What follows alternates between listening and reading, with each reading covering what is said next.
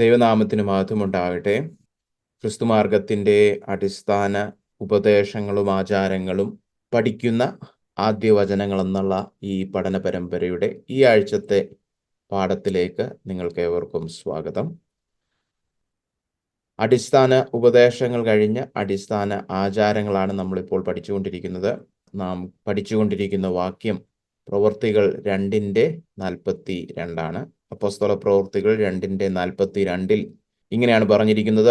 അവർ, അതായത് പെന്തക്കോസ്ത് നാളിൽ പത്രോസിന്റെ പ്രസംഗം കേട്ട് സുവിശേഷത്തോട് മാനസാന്തരത്തോട് പ്രതികരിച്ചവർ, സഭയിൽ സ്നാനപ്പെട്ടു ചേർന്നവർ, അപ്പോസ്തലന്മാരുടെ ഉപദേശം കേട്ടും കൂട്ടായ്മ ആചരിച്ചും അപ്പം നുറുക്കിയും പ്രാർത്ഥന കഴിച്ചും പോന്നു. ഈ 4 കാര്യങ്ങളാണ് ആദിമസഭയുടെ അടിസ്ഥാന ആചാരങ്ങളെന്ന് നമ്മൾ ഈ ദിവസങ്ങളിൽ പഠിച്ചുകൊണ്ടിരിക്കുന്നത്. തുടർമാനമായിട്ട് ചെയ്തു പോകുന്ന ഒരു പ്രവൃത്തിയെയാണ് നമ്മൾ ആചാരം എന്ന് പറയുന്നത്. ഇവിടെ തന്നെ നമ്മൾ കഴിഞ്ഞ 2 പ്രാവശ്യം ചൂണ്ടിക്കാണിച്ചായിരുന്നു. പോന്നു എന്ന് പറഞ്ഞിരിക്കുന്ന ആ വാക്ക് ഈ 4 പ്രവൃത്തികളുമായിട്ട് ചേർത്ത് വായിക്കേണ്ടതാണ്. ഉപദേശം കേട്ടുപോന്നു, കൂട്ടായ്മ ആചരിച്ചു പോന്നു, അപ്പം നുറുക്കി പോന്നു, പ്രാർത്ഥന കഴിച്ചും പോന്നു. അപ്പോൾ തന്നെ മനസ്സിൽ വെക്കുക, ഈ പോന്നു എന്ന് പറയുന്ന വാക്കിന്റെ അർത്ഥം സ്ഥിരോത്സാഹത്തോടെ ഒരു കാര്യം പതിവാക്കുക എന്നുള്ളതാണ്. വല്ലപ്പോഴും ചെയ്യുന്ന ഒരു കാര്യത്തെ അല്ല ഇവിടെ പറഞ്ഞിരിക്കുന്നത്. അവർ സ്നാനപ്പെട്ട് സഭയിൽ ചെന്നിട്ട് നിരന്തരമായി തുടർമാനമായി എന്തു ചെയ്തു എന്നുള്ളതാണ് ഇവിടെ പറഞ്ഞിരിക്കുന്നത്. അപ്പോൾ ഈ പോന്നു എന്നുള്ള വാക്ക് ഉറ്റിരിക്കുക എന്നുള്ള ഒരു അർത്ഥം, ശ്രദ്ധാപൂർവം മനസ്സ് വെച്ച് തുടർമാനമായി സ്ഥിരോത്സാഹത്തോടെ എന്ത് ചെയ്തു എന്നുള്ളതിൻ്റെ ഉത്തരമാണ്. അപ്പോൾ ഇവിടെ മൂന്നാമതായിട്ട് പറഞ്ഞിരിക്കുകയാണ് അപ്പം നുറുക്കിയും പോന്നു. അപ്പോൾ ഇന്ന് നമ്മൾ പഠിക്കാനായിട്ട് പോകുന്നത് മൂന്നാമതായിട്ട് അവിടെ പറഞ്ഞിരിക്കുന്ന അപ്പം നുറുക്കിയും എന്നുള്ളതാണ്. അതായത് അവർ അപ്പം നുറുക്കി ആരാധിക്കുന്നതിൽ ഉറ്റിരുന്നു. അപ്പോൾ അതാണ് നമ്മൾ ഇന്ന് പഠിക്കുവാനായിട്ട് പോകുന്നത്, അപ്പോസ്തോലിക ആരാധന. ഈ വിഷയം വളരെ വേഗത്തിൽ പറഞ്ഞു പോവുകയാണെങ്കിൽ നമുക്കത് പെട്ടെന്ന് നമ്മുടെ മനസ്സിൽ അത് ഉറയ്ക്കണമെന്നില്ല. അതുകൊണ്ട് തന്നെ ഞാൻ ഈ വിഷയം 2 ഭാഗങ്ങളിലായിട്ടാണ് നമ്മൾ പഠിക്കാനായിട്ട് പോകുന്നത്. ഇന്ന് നമ്മൾ തുടങ്ങാൻ പോകുന്നത് എന്താണ് ആരാധന. ആരാധനയുടെ ഒരു നിർവചനം നമ്മൾ മനസ്സിലാക്കണം. അത് കഴിഞ്ഞിട്ട് എന്താണ് അപ്പോസ്തോലിക ആരാധന അല്ലെങ്കിൽ പുതിയ നിയമ ആരാധന. അത് കഴിഞ്ഞിട്ട് വേണം നമുക്ക് ചിന്തിക്കേണ്ടത് എന്താണ് അപ്പം നുറുക്കിയുള്ള ആരാധന. ഈ അപ്പം നുറുക്കിയുള്ള ആരാധന എന്നുള്ള ആ ചോദ്യത്തിൻ്റെ ഉത്തരം നമ്മൾ ഇന്ന് പറഞ്ഞു തുടങ്ങുമെങ്കിലും ഇന്നത്തെ ഈ പഠനത്തിൽ നമ്മൾ പൂർണ്ണമായിട്ടും അതിൻ്റെ ഉത്തരം പറഞ്ഞു തീരുകയില്ല. ഒരു തുടക്കം എന്ന രീതിയിൽ ചില അടിസ്ഥാനപരമായ വിഷയങ്ങൾ നമ്മൾ നോക്കുമെന്നേ ഉള്ളൂ. അടുത്ത ആഴ്ചയാണ് നമ്മൾ അപ്പം നുറുക്കിയുള്ള ആരാധന പൂർണ്ണമായിട്ട് നമ്മൾ ഒന്ന് പഠിക്കാനായിട്ട് പോകുന്നത്. അപ്പോൾ നമുക്ക് മുന്നോട്ട് നീങ്ങാം. എന്താണ് ആരാധന? ആരാധനയുടെ ആരംഭം പുതിയ നിയമത്തിലല്ല. അതുകൊണ്ട് തന്നെ നമ്മൾ മൊത്തം തിരുവെഴുത്തുകളൊന്നും നോക്കേണ്ടതായിട്ടിരിക്കുന്നു ആമുഖമായിട്ട്. ആരാധനയുടെ ആരംഭം പഴയ നിയമത്തിലായതുകൊണ്ട് പൊതുവായിട്ട് ആരാധന എന്താണെന്നുള്ള ആ ചോദ്യത്തിൻ്റെ ഉത്തരം പഴയ നിയമത്തിൽ നിന്ന് തന്നെ നമുക്ക് പഠിക്കാം. അപ്പോൾ അതിന് നമ്മളെ സഹായിക്കുവാൻ വേണ്ടിയിട്ട് നമ്മൾ ആരാധനയുമായിട്ട് ബന്ധപ്പെട്ട് കിടക്കുന്ന 3 പദങ്ങൾ നമുക്കൊന്ന് പരിചയപ്പെടാം. സ്തോത്രം, സ്തുതി, ആരാധന. നമ്മുടെ സഭയിലൊക്കെ നമ്മൾ കടന്നു വരുമ്പോൾ സ്ഥിരം കേൾക്കുന്ന 3 വാക്കുകളാണ് സ്തോത്രം, സ്തുതി, ആരാധന. ഇവ 3ഉം ചേർന്ന് പോകുന്ന വാക്കുകളാണ്. ഇവരുടെ ബന്ധം വളരെ അടുത്തുള്ള ബന്ധമാണ്. പക്ഷെ ഇവരുടെ അർത്ഥങ്ങൾക്ക് ചെറിയ വ്യത്യാസവുമുണ്ട്. അപ്പോൾ അതുകൊണ്ട് നമ്മൾ ഈ 3ഉം ഒന്ന് വിവേചിച്ച് മനസ്സിലാക്കുന്നത് നല്ലതാണ്. ചില വാക്യങ്ങൾ നോക്കാം, അപ്പോൾ അത് വ്യക്തമാകും. സ്തോത്രം എന്താണെന്ന് മനസ്സിലാക്കുവാൻ ഒന്നാമതായിട്ട് സങ്കീർത്തനങ്ങൾ 118:21 നമുക്കൊന്ന് ശ്രദ്ധിക്കാം. നീ എനിക്ക് ഉത്തരം അരുളി എൻ്റെ രക്ഷയായി തീർന്നിരിക്കയാൽ ഞാൻ നിനക്ക് സ്തോത്രം ചെയ്യും. സ്തോത്രം എന്ന് പറയുന്ന മലയാളം വാക്കിൻ്റെ അർത്ഥം നന്ദി എന്നാണ്. അപ്പോൾ ആ നന്ദി അല്ലെങ്കിൽ കൃതജ്ഞത, ആ ഒരു അർത്ഥത്തിൽ ഈ വാക്യം ഒന്നുകൂടെ വായിച്ചേ. നീ എനിക്ക് ഉത്തരം അരുളി എൻ്റെ രക്ഷയായി തീർന്നിരിക്കയാൽ ഞാൻ നിനക്ക് നന്ദി ചൊല്ലും, ഞാൻ നിന്നോട് കൃതജ്ഞതയുള്ളവനായിരിക്കും. അല്ലേ? അപ്പൊ ആ നന്ദി പറച്ചിലിന് ബൈബിളിൽ ഉപയോഗിച്ചിരിക്കുന്ന വാക്കാണ് സ്തോത്രം. പുതിയ നിയമത്തിലും അങ്ങനെ തന്നെ. 1 കൊരിന്ത്യർ 15:57 നമ്മുടെ കർത്താവായ യേശു ക്രിസ്തു മുഖാന്തരം നമുക്ക് ജയം നൽകുന്ന ദൈവത്തിന് സ്തോത്രം. അപ്പോൾ സ്തോത്രം എന്ന് പറയുമ്പോൾ നന്ദി ചൊല്ലുന്നതാണ്. നന്ദി ചൊല്ലുക എന്ന് പറഞ്ഞു കഴിഞ്ഞാൽ ദൈവം ഒരു പ്രവൃത്തി ചെയ്തതിനോടുള്ള നമ്മുടെ കൃതജ്ഞത നമ്മൾ അവനോട് പങ്കുവെക്കുന്നതിനെയാണ് നന്ദി പറയുക എന്ന് പറയുന്നത്. അപ്പോൾ തന്നെ നമുക്ക് ഒരു കാര്യം മനസ്സിലാകാം, സ്തോത്രം എന്ന് പറയുന്നത് ദൈവത്തിൻ്റെ പ്രവൃത്തികളുമായി ബന്ധപ്പെട്ട് കിടക്കുന്നതാണ്, അല്ലേ? അവൻ്റെ ദയ, അവൻ്റെ വിശ്വസ്തത, അത് വെളിപ്പെടുത്തുന്ന അവൻ്റെ രക്ഷാപ്രവൃത്തികൾ, അല്ലേ? അതുകൊണ്ട് തന്നെയാണ് അവന് നമ്മൾ നന്ദി പറയുന്നത്. ഇവിടെ നോക്കിയേ, 118:21 നീ എനിക്ക് ഉത്തരം അരുളി എൻ്റെ രക്ഷയായി തീർന്നിരിക്കയാൽ. നിന്റെ ദയയും വിശ്വസ്തതയും വെളിപ്പെടുത്തുന്ന ഒരു ദൈവിക പ്രവൃത്തി, ഒരു രക്ഷാപ്രവൃത്തി ഞാൻ അനുഭവിച്ചു. എൻ്റെ പ്രാർത്ഥനയ്ക്ക് നീ ഉത്തരം അരുളി, അതുകൊണ്ട് ഞാൻ നിനക്ക് നന്ദി ചൊല്ലും, അല്ലേ? ആ നന്ദി പറച്ചിലിനെയാണ് സ്തോത്രം എന്ന് നമ്മൾ പറയുന്നത്. പുതിയ നിയമത്തിലെ ആ വാക്യത്തിലും നമുക്ക് ജയം ക്രിസ്തുവിൽ നൽകിയിരിക്കുന്നത് കൊണ്ട്, അപ്പോൾ കർത്താവിൻ്റെ ആ പ്രവൃത്തി നിമിത്തം അവൻ എന്ത് ചെയ്തു, അതുകൊണ്ട് ഉപകാരസ്മരണയായിട്ട് നമ്മൾ അവനോട് നമ്മുടെ കൃതജ്ഞത, നമ്മുടെ നന്ദി രേഖപ്പെടുത്തുന്നതിനെയാണ് എന്ത് പറയുന്നത്? സ്തോത്രം എന്ന് പറയുന്നത്. എന്നാൽ സ്തുതി എന്താണെന്ന് ചോദിച്ചു കഴിഞ്ഞാൽ, സ്തുതി എന്നുള്ള വാക്ക് ബഹുമാനം, മാനം, വാഴ്ത്തുക എന്നൊക്കെയുള്ളൊരർത്ഥമാണ്. മാനം കൊടുക്കുക, ഒരു വ്യക്തിക്ക് അർഹമായ ബഹുമാനം കൊടുക്കുക എന്നൊക്കെ അർത്ഥം വരുന്ന ഒരു വാക്കാണ് സ്തുതി. അപ്പോൾ അത് സൂചിപ്പിക്കുന്ന 1-2 വാക്യങ്ങൾ നമുക്ക് നോക്കാം. സങ്കീർത്തനങ്ങൾ 21:13 യഹോവേ നിന്റെ ശക്തിയിൽ ഉയർന്നിരിക്കണമേ, ഞങ്ങൾ പാടി നിന്റെ ബലത്തെ സ്തുതിക്കും. കർത്താവ് പ്രവർത്തിച്ചത് നിമിത്തം നമ്മൾ അവനോട് നന്ദി പറയുന്നു. ആ പ്രവൃത്തിയിലൂടെ വെളിപ്പെട്ടു വരുന്ന അവൻ്റെ ആ മഹത്വം, അവൻ്റെ ബലത്തെ ഞങ്ങൾ സ്തുതിക്കും. കണ്ടോ, അവന് ബഹുമാനം കൊടുക്കുവാൻ കാരണമുണ്ട് എന്ന് പറഞ്ഞുകൊണ്ട് അവനെ നമ്മൾ സ്തുതിക്കും. അപ്പോൾ സ്തോത്രം ദൈവം ചെയ്ത പ്രവൃത്തിക്കുള്ള ഉപകാരസ്മരണയായിട്ട് അവനോട് നന്ദി പറയുകയാണ്. സ്തുതി ദൈവം ആരാണ്, അവൻ്റെ വലിപ്പം, അവൻ്റെ മഹത്വം, അല്ലേ? അത് നമ്മൾ അവനോട് ഘോഷിക്കുമ്പോൾ, അവനെ പുകഴ്ത്തുമ്പോൾ നമ്മളത് സ്തുതിക്കുകയാണെന്ന് പറയാം. സങ്കീർത്തനങ്ങൾ 100:4 ഈ സ്തോത്രവും സ്തുതി രണ്ടുമുണ്ട്. അവൻ്റെ വാതിലുകളിൽ സ്തോത്രത്തോടും അവൻ്റെ പ്രാകാരങ്ങളിൽ സ്തുതിയോടും കൂടെ വരുവിൻ. അവന് സ്തോത്രം ചെയ്ത് അവൻ്റെ നാമത്തെ വാഴ്ത്തുവിൻ. ആ വാഴ്ത്തുവിൻ എന്നുള്ള വാക്ക് നമുക്ക് സ്തുതിക്കുവിൻ എന്നും പറയാം. അപ്പൊ നോക്കിയേ, അവന് സ്തോത്രം ചെയ്യുക, അവൻ ചെയ്ത എന്തോ ഒരു പ്രവൃത്തിക്ക് സ്തോത്രം ചെയ്യുക, അവൻ്റെ നാമത്തെ, അവൻ ആരാണെന്ന് ഓർത്ത് അവനെ സ്തുതിക്കുക. കണ്ടോ, അവൻ്റെ പ്രവൃത്തികളെ ഓർത്ത് അവനോട് നന്ദി പറയുക, സ്തോത്രം ചെയ്യുക, അവൻ ആരാണെന്ന് ഓർത്തുകൊണ്ട് അവനെ വാഴ്ത്തുക.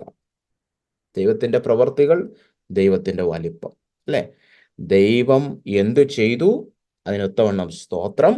ദൈവം ആരാണ്, ഇത്ര വലിയ ദൈവം, ഇത്ര മഹത്വമുള്ള, ഇത്ര ബലമുള്ള ദൈവം എന്നോർത്തുകൊണ്ട്, ഇത്ര ഉയർന്നവനാണല്ലോ, ഇത്ര വലിയവനാണല്ലോ എന്നോർത്ത് അവന് സ്തുതി കൊടുക്കുക, അല്ലെ? സ്തുതിക്കുക. സങ്കീർത്തനങ്ങൾ 48:1 നമ്മുടെ ദൈവത്തിൻ്റെ നഗരത്തിൽ, അവൻ്റെ വിശുദ്ധ പർവ്വതത്തിൽ യഹോവ വലിയവനും അത്യന്തം സ്തുത്യനുമാകുന്നു. കേട്ടോ, അവൻ്റെ വലിപ്പത്തെ ഓർക്കുമ്പോൾ സങ്കീർത്തനക്കാരൻ പറയാണ് അത്യന്തം സ്തുത്യനാകുന്നു, അല്ലേ? അപ്പൊ ദൈവം ആരാണെന്നുള്ള ആ ഒരു ബോധ്യത്തിൽ നിന്ന് സ്തുതികൾ ഉയരുന്നു. ദൈവം എന്ത് ചെയ്തു, ആ ഉപകാര സ്മരണയിൽ നിന്ന് നന്ദി കരയറ്റുന്നതാണ് സ്തോത്രം. അപ്പൊ നമ്മൾ സ്തോത്രം എന്താണെന്ന് കണ്ടു, സ്തുതി എന്താണെന്ന് കണ്ടു. ഇനി ആരാധന എന്തോ? അപ്പം പലർക്കും ഇത്രയൊക്കെ ഉള്ളൂ ആരാധന. ദൈവം ചെയ്ത ഉപകാരങ്ങൾക്ക് അവന് സ്തോത്രം കരയറ്റുന്നു. ദൈവം ആരാണെന്ന് അതിലൂടെ രുചിച്ച് മനസ്സിലാക്കിയ മഹത്വങ്ങൾക്കൊത്തവണ്ണം അവന് സ്തുതി കൊടുക്കുന്നു. ഇനി എന്തോന്ന് ആരാധന? ഇനി ആരാധന അതെന്തോ, അല്ലേ? അപ്പോൾ ഇനിയും ഒരു അടുത്തൊരു തലമുണ്ട്, അതാണ് ആരാധന, അല്ലേ? അപ്പോൾ ആരാധന എന്താണെന്ന് നമ്മൾ മനസ്സിലാക്കണം. ഞാൻ പലപ്പോഴും പറഞ്ഞിട്ടുള്ളൊരു കാര്യമാണ്, നമ്മുടെ മലയാളം ബൈബിളിലും ഇംഗ്ലീഷ് ബൈബിളിലും ആരാധന എന്നുള്ള വാക്ക് ഒന്നാമതായിട്ട് ഉപയോഗിച്ചിരിക്കുന്നത് ഉൽപ്പത്തി 22:5 അബ്രഹാം ബാല്യക്കാരോട്. നിങ്ങൾ കഴുതയുമായി ഇവിടെ ഇരിപ്പിൻ, ഞാനും ബാലനും അവിടത്തോളം ചെന്ന് ആരാധന കഴിച്ചു മടങ്ങി വരാമെന്ന് പറഞ്ഞു. ഇവിടുത്തെ പശ്ചാത്തലം നിങ്ങൾക്ക് ഓർമ്മയുണ്ടെന്ന് ഞാൻ വിശ്വസിക്കുന്നു. നീണ്ട നാളത്തെ കാത്തിരിപ്പിന് ശേഷം 100-ാം വയസ്സടിപ്പിച്ചപ്പോൾ അബ്രഹാമിന് അവസാനം തൻ്റെ വാഗ്ദത്ത സന്തതിയായ ഇസഹാക്ക് ജനിച്ചു. എന്നാൽ അതേ വാഗ്ദത്ത സന്തതിയെ താൻ കാണിച്ചു തരുന്ന ഒരു മലയിൽ കൊണ്ടുപോയി യാഗം കഴിക്കാൻ ദൈവം അബ്രഹാമിനോട് കൽപ്പിച്ചു. അങ്ങനെ അവൻ കടന്നു വന്ന് ആ മോറിയ മലയുടെ അടുത്തെത്തിയപ്പോൾ തൻ്റെ കൂടെ വന്ന ബാല്യക്കാർ, തൻ്റെ സേവകന്മാരോട് അബ്രഹാം പറഞ്ഞ വാക്കാണ്, നിങ്ങൾ കഴുതയുമായി ഇവിടെ ഇരിപ്പിൻ, ഞാനും ബാലനും ഈ മലമുകളിൽ ചെന്ന് ആരാധന കഴിച്ചു മടങ്ങി വരാമെന്ന് പറഞ്ഞു. അപ്പോൾ ഇവിടെ ആരാധന എന്ന് അബ്രഹാം ഉപയോഗിച്ചിരിക്കുന്നത് എന്തിനാണ്? മേളിൽ പോയി പുത്രനായ ഇസഹാക്കിന് ദൈവത്തിന് യാഗം കഴിക്കാൻ പോവാൻ. അതിന് അബ്രഹാം കൊടുത്ത പേരാണ് ആരാധന, അല്ലേ? അപ്പൊ ആരാധന എന്ന് പറയുമ്പോൾ വെറുതെ സ്തോത്രം പറയുക, സ്തുതിക്കുക എന്നുള്ളതല്ല, അതിനും ആഴമേറിയ ഒരു അർത്ഥമുണ്ട്, അല്ലേ?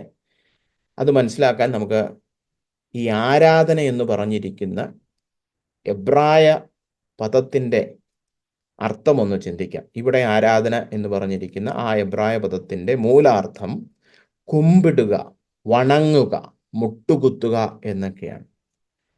അതായത് ദൈവത്തെ നോക്കി അവൻ എത്ര സ്തുതിക്കുവാനും സ്തോത്രം ചെയ്യുവാനും അർഹനാണ്, യോഗ്യനാണ്, എത്ര മഹത്വമുള്ളവനാണെന്ന് പറയുക മാത്രമല്ല, അവൻ്റെ മുൻപിൽ, അവൻ്റെ ആ വലിപ്പത്തിൻ്റെ മുൻപിൽ നമ്മളെ തന്നെ സമർപ്പിച്ച് കുമ്പിടുകയാണ്. അതാണ് ആ വാക്കിൻ്റെ അർത്ഥം, അല്ലേ? നമ്മൾ അവൻ്റെ മുമ്പിൽ അങ്ങ് വണങ്ങുകയാണ്, നമ്മൾ അവൻ്റെ മുൻപിൽ മുട്ടുകുത്തി അങ്ങ് അടിയറവ് പറയുകയാണ്. അപ്പോൾ അതാണ് ആ വാക്കിൻ്റെ അർത്ഥം. ഈ എബ്രായ ഭാഷയിലെ ഈ പദം നമ്മൾ നോക്കുകയാണെങ്കിൽ ഈ പദം ഇതിനു മുമ്പേ വരുന്നുണ്ട്. അതാണ് ശരിക്കും പറഞ്ഞാൽ എബ്രായ ഭാഷയിൽ തിരുവെഴുത്തുകളിൽ ഒന്നാമതായിട്ട് ഈ ആരാധന എന്ന് പറയുന്ന വാക്ക് കടന്നു വരുന്നത്. അത് പക്ഷേ നമ്മുടെ മലയാളം ബൈബിളിലും ഇംഗ്ലീഷ് ബൈബിളിലും ആരാധന എന്നല്ല തർജ്ജിമ ചെയ്തിരിക്കുന്നത്. എങ്കിലും ആ വേദഭാഗം കൂടെ നമുക്ക് നോക്കാം. അത് ഉൽപ്പത്തി 18:1-2 അനന്തരം യഹോവ അവന്, അതായത് അബ്രഹാമിന്, മമ്രയുടെ തോപ്പിൽ വെച്ച് പ്രത്യക്ഷനായി. വെയിലുറച്ചപ്പോൾ അവൻ കൂടാരവാതിൽക്കൽ ഇരിക്കുകയായിരുന്നു. അവൻ തലപൊക്കി നോക്കിയപ്പോൾ 3 പുരുഷന്മാർ തൻ്റെ നേരെ നിൽക്കുന്നത് കണ്ടു. അവരെ കണ്ടപ്പോൾ അവൻ കൂടാരവാതിൽക്കൽ നിന്ന് അവരെ എതിരേൽപ്പാൻ ഓടിച്ചെന്ന് നിലം വരെ കുനിഞ്ഞു. അപ്പോൾ ദൈവം അബ്രഹാമിനെ കാണാൻ മമ്രയുടെ തോപ്പിൽ പ്രത്യക്ഷനായി. അങ്ങനെ നിൽക്കുമ്പോൾ അവൻ കൂടാരവാതിൽക്കൽ നിന്നത് കണ്ട് ദൈവത്തിൻ്റെ മുൻപിൽ വന്ന് ഓടിച്ചെന്ന് എങ്ങനെയാ എതിരേറ്റ്? നിലം വരെ കുനിഞ്ഞു, അല്ലേ? അപ്പോൾ ആ കുനിഞ്ഞു, നിലം വരെ കുനിഞ്ഞു, അല്ലെങ്കിൽ കുമ്പിട്ടു, അല്ലെങ്കിൽ വണങ്ങി എന്നൊക്കെ പറഞ്ഞിരിക്കുന്ന ആ വാക്ക് തന്നെയാണ് പിന്നീട് നമ്മൾ ഉൽപ്പത്തി 22:5 ആരാധന എന്ന് തർജ്ജമ ചെയ്ത് കാണുന്നത്. അപ്പോൾ ആ വാക്കിൻ്റെ അർത്ഥം അതാണ്. അവൻ എത്ര വലിയവനാണ്, അവൻ എത്ര തേജോമയനാണെന്ന് മനസ്സിലാക്കി ആ വെളിപ്പാടിൻ്റെ മുൻപിൽ അങ്ങ് കുമ്പിടുന്നത്, അല്ലേ? ഈ ഉൽപ്പത്തി 22:5 ഈ വാക്കിൻ്റെ അർത്ഥം മാത്രം നമ്മൾ നോക്കിയാൽ പോരാ. ആരാധനയുടെ അർത്ഥം മനസ്സിലാക്കാൻ ആ പശ്ചാത്തലം കൂടെ ഒന്ന് നമ്മൾ ചിന്തിക്കണം, അല്ലേ? തനിക്ക് ഏറ്റവും പ്രിയപ്പെട്ട, തനിക്ക് ദൈവം വാഗ്ദത്തം ചെയ്തിട്ട് നിവർത്തിച്ച അനുഗ്രഹമെന്ന് കരുതപ്പെടുന്ന ഇസഹാക്കിനെ ദൈവത്തിന് യാഗം കഴിക്കാൻ പോകുമ്പോഴാണ് അബ്രഹാം അതിനെ ആരാധന എന്ന് വിളിക്കുന്നത്. അതിൻ്റെ അർത്ഥം എന്താണ്? ദൈവമേ, എൻ്റെ ഹൃദയത്തിൽ ഇസഹാക്കിനേക്കാളും വലുത് നീയാണെന്ന് അബ്രഹാം ദൈവത്തോട് പറയുകയാണ്, അല്ലേ? അവിടെ മലയിൽ പോയി പാട്ടുപാടാൻ പോവല്ല, മലയിൽ പോയി കൈകൊട്ടാൻ പോവല്ല. മലയിൽ പോയിട്ട് എന്താ ചെയ്യുന്നേ? തൻ്റെ ഹൃദയത്തിൽ 1-ാം സ്ഥാനം ദൈവത്തിനാണെന്ന് തൻ്റെ മകനെ യാഗം കഴിച്ച് തെളിയിക്കാൻ വേണ്ടി അബ്രഹാം പോവുകയാണ്. അപ്പോൾ അതിൻ്റെ അർത്ഥം എന്താണ്? ആരാധന എന്ന് പറയുമ്പോൾ ദൈവമാണ് എനിക്കെല്ലാം, എൻ്റെ ഹൃദയത്തിൽ ദൈവത്തെ മാത്രം സർവോപരി ഞാൻ വിലമതിക്കുന്നു എന്ന് പറയുന്ന പ്രവൃത്തിയുടെ പേരാണ് ആരാധന. എൻ്റെ ഹൃദയത്തിൽ ദൈവത്തെ മാത്രം സർവോപരി ഞാൻ വിലമതിക്കുന്നു. അല്ലേ? അതാണ് യഥാർത്ഥ ആരാധന. അതുകൊണ്ട് തന്നെയാണ് പിന്നീട് സങ്കീർത്തനങ്ങൾ 73:25 സങ്കീർത്തനക്കാരൻ പറയുന്ന ഈ വാക്യം ഒന്ന് ശ്രദ്ധിച്ചേ. കർത്താവിനോട് പറയുകയാണ്, സ്വർഗത്തിൽ എനിക്ക് ആരുള്ളൂ എന്ന് പറഞ്ഞു കഴിഞ്ഞാൽ, സ്വർഗത്തിൽ നീ അല്ലാതെ പിന്നെ എനിക്ക് ആരുള്ളൂ? ഭൂമിയിലും നിന്നെ അല്ലാതെ ഞാൻ ഒന്നും ആഗ്രഹിക്കുന്നു. ആരാധനയുടെ നിർവചനം അല്ലെങ്കിൽ അർത്ഥം മനസ്സിലാക്കാൻ ഇതുപോലെ സ്പഷ്ടമായ ഒരു വാക്യം വേറെ ഉണ്ടോ എന്ന് എനിക്ക് അറിഞ്ഞുകൂടാ. ഈ ഒരൊറ്റ വാക്യം നമ്മൾ മനസ്സിലാക്കിയാൽ തിരുവെഴുത്തുകളിലെ ആരാധന നമ്മൾ മനസ്സിലാക്കി കഴിഞ്ഞു. സ്വർഗത്തിൽ എനിക്ക് ആരുള്ളൂ, ഭൂമിയിലും നിന്നെയല്ലാതെ ഞാൻ ഒന്നും ആഗ്രഹിക്കുന്നില്ല. അല്ലേ?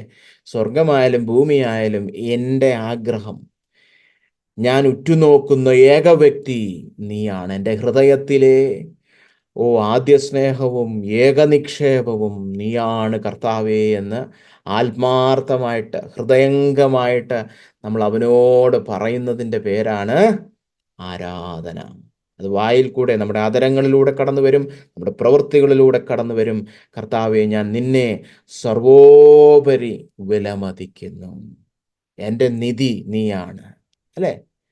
അത് തന്നെയാണ് സങ്കീർത്തനക്കാരൻ സങ്കീർത്തനങ്ങൾ 16:2 പറഞ്ഞിരിക്കുന്നത്. ഞാൻ യഹോവയോട് പറഞ്ഞു, നീ എൻ്റെ കർത്താവാകുന്നു. നീയാണ് എൻ്റെ കർത്താവ്. നീ ഒഴികെ എനിക്കൊരു നന്മയുമില്ല. നിന്നെ മാറ്റിവെച്ചേച്ച് എനിക്ക് എന്തെങ്കിലും തന്നാൽ അത് നന്മയാകത്തില്ല. നിന്നെ ഒഴിച്ചു വെച്ചേച്ച് എനിക്ക് ഒരു നന്മയും വേണ്ട, ഒരു നന്മയും ഇല്ല എന്ന് പറഞ്ഞാൽ എന്താണ്? ആത്യന്തികമായിട്ട് നീയാണ് എൻ്റെ നന്മ. നീ ഇല്ലെങ്കിൽ എനിക്കൊരു നന്മയുമില്ല. നിന്നെയാണ് ഞാൻ നന്മയായിട്ട് വിലമതിക്കുന്നത്. കണ്ടോ ദൈവത്തെ ആ വില കൊടുക്കുന്നത് കണ്ടോ? അങ്ങനെ ദൈവത്തിന് വില കൊടുത്ത് അവൻ്റെ മുൻപിൽ കുമ്പിട്ട് വണങ്ങുന്നതിൻ്റെ പേരാണ് ആരാധന. അപ്പോൾ നമ്മൾ 3 പദങ്ങൾ പരിചയപ്പെട്ടു, അല്ലേ? സ്തോത്രം. സ്തോത്രം എന്ന് പറഞ്ഞാൽ എന്താണ്? അവൻ്റെ ഉപകാരങ്ങൾക്കായിട്ട് അവന് നന്ദി ചൊല്ലുക.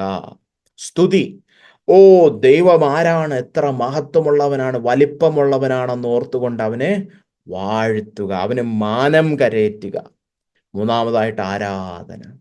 ദൈവമാണ് സർവോപരി, എല്ലാത്തിനും ഉപരിയായിട്ട് ഞാൻ വിലമതിക്കുന്നത്, എൻ്റെ ഹൃദയത്തിലെ ഏക നിക്ഷേപം, എൻ്റെ നിധി ദൈവമാണ്. എനിക്ക് സ്വർഗത്തിലായാലും ഭൂമിയിലായാലും നീ ഒഴികെ എനിക്കൊരു നന്മയുമില്ല. അല്ലെ? നീ അല്ലാതെ എനിക്ക് ആരുമില്ല, വേറൊന്നും ഞാൻ ആഗ്രഹിക്കുന്നില്ല എന്ന് പറഞ്ഞുകൊണ്ട് ദൈവത്തെ വിലമതിച്ചുകൊണ്ട് അവൻ്റെ മുൻപിൽ കുമ്പിടുക, സാഷ്ടാംഗം പ്രണമിക്കുക, അവൻ്റെ മുൻപിൽ നമസ്കരിക്കുക. അതിനെയാണ് എന്തെന്ന് പറയുന്നത്? ആരാധന എന്ന് പറയുന്നത്. അപ്പോൾ നമുക്കിനി മുന്നോട്ട് പോകാം. പുതിയ നിയമത്തിലേക്ക് കടന്നു വരുമ്പോൾ എന്താണ് അപ്പോസ്തോലിക ആരാധന അല്ലെങ്കിൽ പുതിയ നിയമ ആരാധന? അപ്പം നമ്മൾ മനസ്സിലാക്കേണ്ടത്, ആരാധനയുടെ അർത്ഥം ഇപ്പോൾ കണ്ട അർത്ഥത്തിനൊരു മാറ്റവും വരുന്നില്ല. ദൈവത്തെ നമ്മുടെ ഹൃദയം പൂർണ്ണമായിട്ട് വിലമതിക്കുന്നത് തന്നെയാണ് ആരാധന. എൻ്റെ ഹൃദയത്തിൽ ഞാൻ മറ്റൊന്നും കാംക്ഷിക്കുന്നില്ല, എൻ്റെ ദൈവമാണ് എനിക്കെല്ലാം എന്ന് പറയുന്നത് തന്നെയാണ് ആരാധന. ആരാധനയുടെ ആ സാരത്തിന് പഴയ നിയമത്തിൽ നിന്ന് പുതിയ നിയമത്തിലേക്ക് നമ്മൾ പോകുമ്പോൾ ഒരു മാറ്റവും വരുന്നില്ല. പക്ഷേ ആരാധനയുടെ സാരം തത്വത്തിൽ പഴയ പുതിയ നിയമങ്ങളിൽ ഒന്നാണെങ്കിലും പുതിയ നിയമത്തിലെ ആരാധന പഴയതിൽ നിന്ന് അതിശ്രേഷ്ഠമാണ്. അതിൻ്റെ അർത്ഥത്തിൽ മാറ്റം വരുന്നില്ലെങ്കിലും ആരാധനയുടെ പല വിഷയങ്ങളിലും നമ്മൾ പുതിയ ഒരു ശ്രേഷ്ഠമായ ഒരു കാലയളവിലേക്ക് കടന്നു വരികയാണ്. അത് പുതിയ നിയമ ആരാധനയുടെ പ്രത്യേകതകൾ നമ്മൾ മനസ്സിലാക്കിയാലേ എന്തുകൊണ്ടാണ് അത് അതിശ്രേഷ്ഠമാണെന്ന് പറയുന്നതെന്ന് മനസ്സിലാക്കാൻ കഴിയുള്ളൂ. അപ്പോൾ അതിനായിട്ട് കർത്താവായ യേശു ക്രിസ്തു പുതിയ നിയമ ആരാധനയുടെ പ്രത്യേകതകൾ ചൂണ്ടിക്കാണിക്കുന്ന ഒരു വേദഭാഗത്തിലേക്ക് നമുക്ക് കടക്കാം. യോഹന്നാൻ 4:20 മുതൽ 24 വരെയുള്ള വാക്യങ്ങൾ. അതിൽ തന്നെ 24-ാം വാക്യമാണ് ഈ ആഴ്ചത്തെ മനപ്പാഠ വാക്യം. അപ്പോൾ യോഹന്നാൻ 4:20 മുതൽ 24 വരെയുള്ളത് നമുക്കൊന്ന് നോക്കാം. അവിടെ ശമര്യക്കാരിയായ ഒരു സ്ത്രീ വന്ന് കർത്താവായ യേശു ക്രിസ്തുവിനോട് സംസാരിക്കുന്ന ഒരു വിഷയമാണ്. ശമര്യക്കാർ എന്ന് പറഞ്ഞു കഴിഞ്ഞാൽ നിങ്ങൾക്ക് മനസ്സിലാക്കാൻ വേണ്ടി ഇപ്പോൾ ഇത്രയും മനസ്സിലാക്കിയാൽ മതി.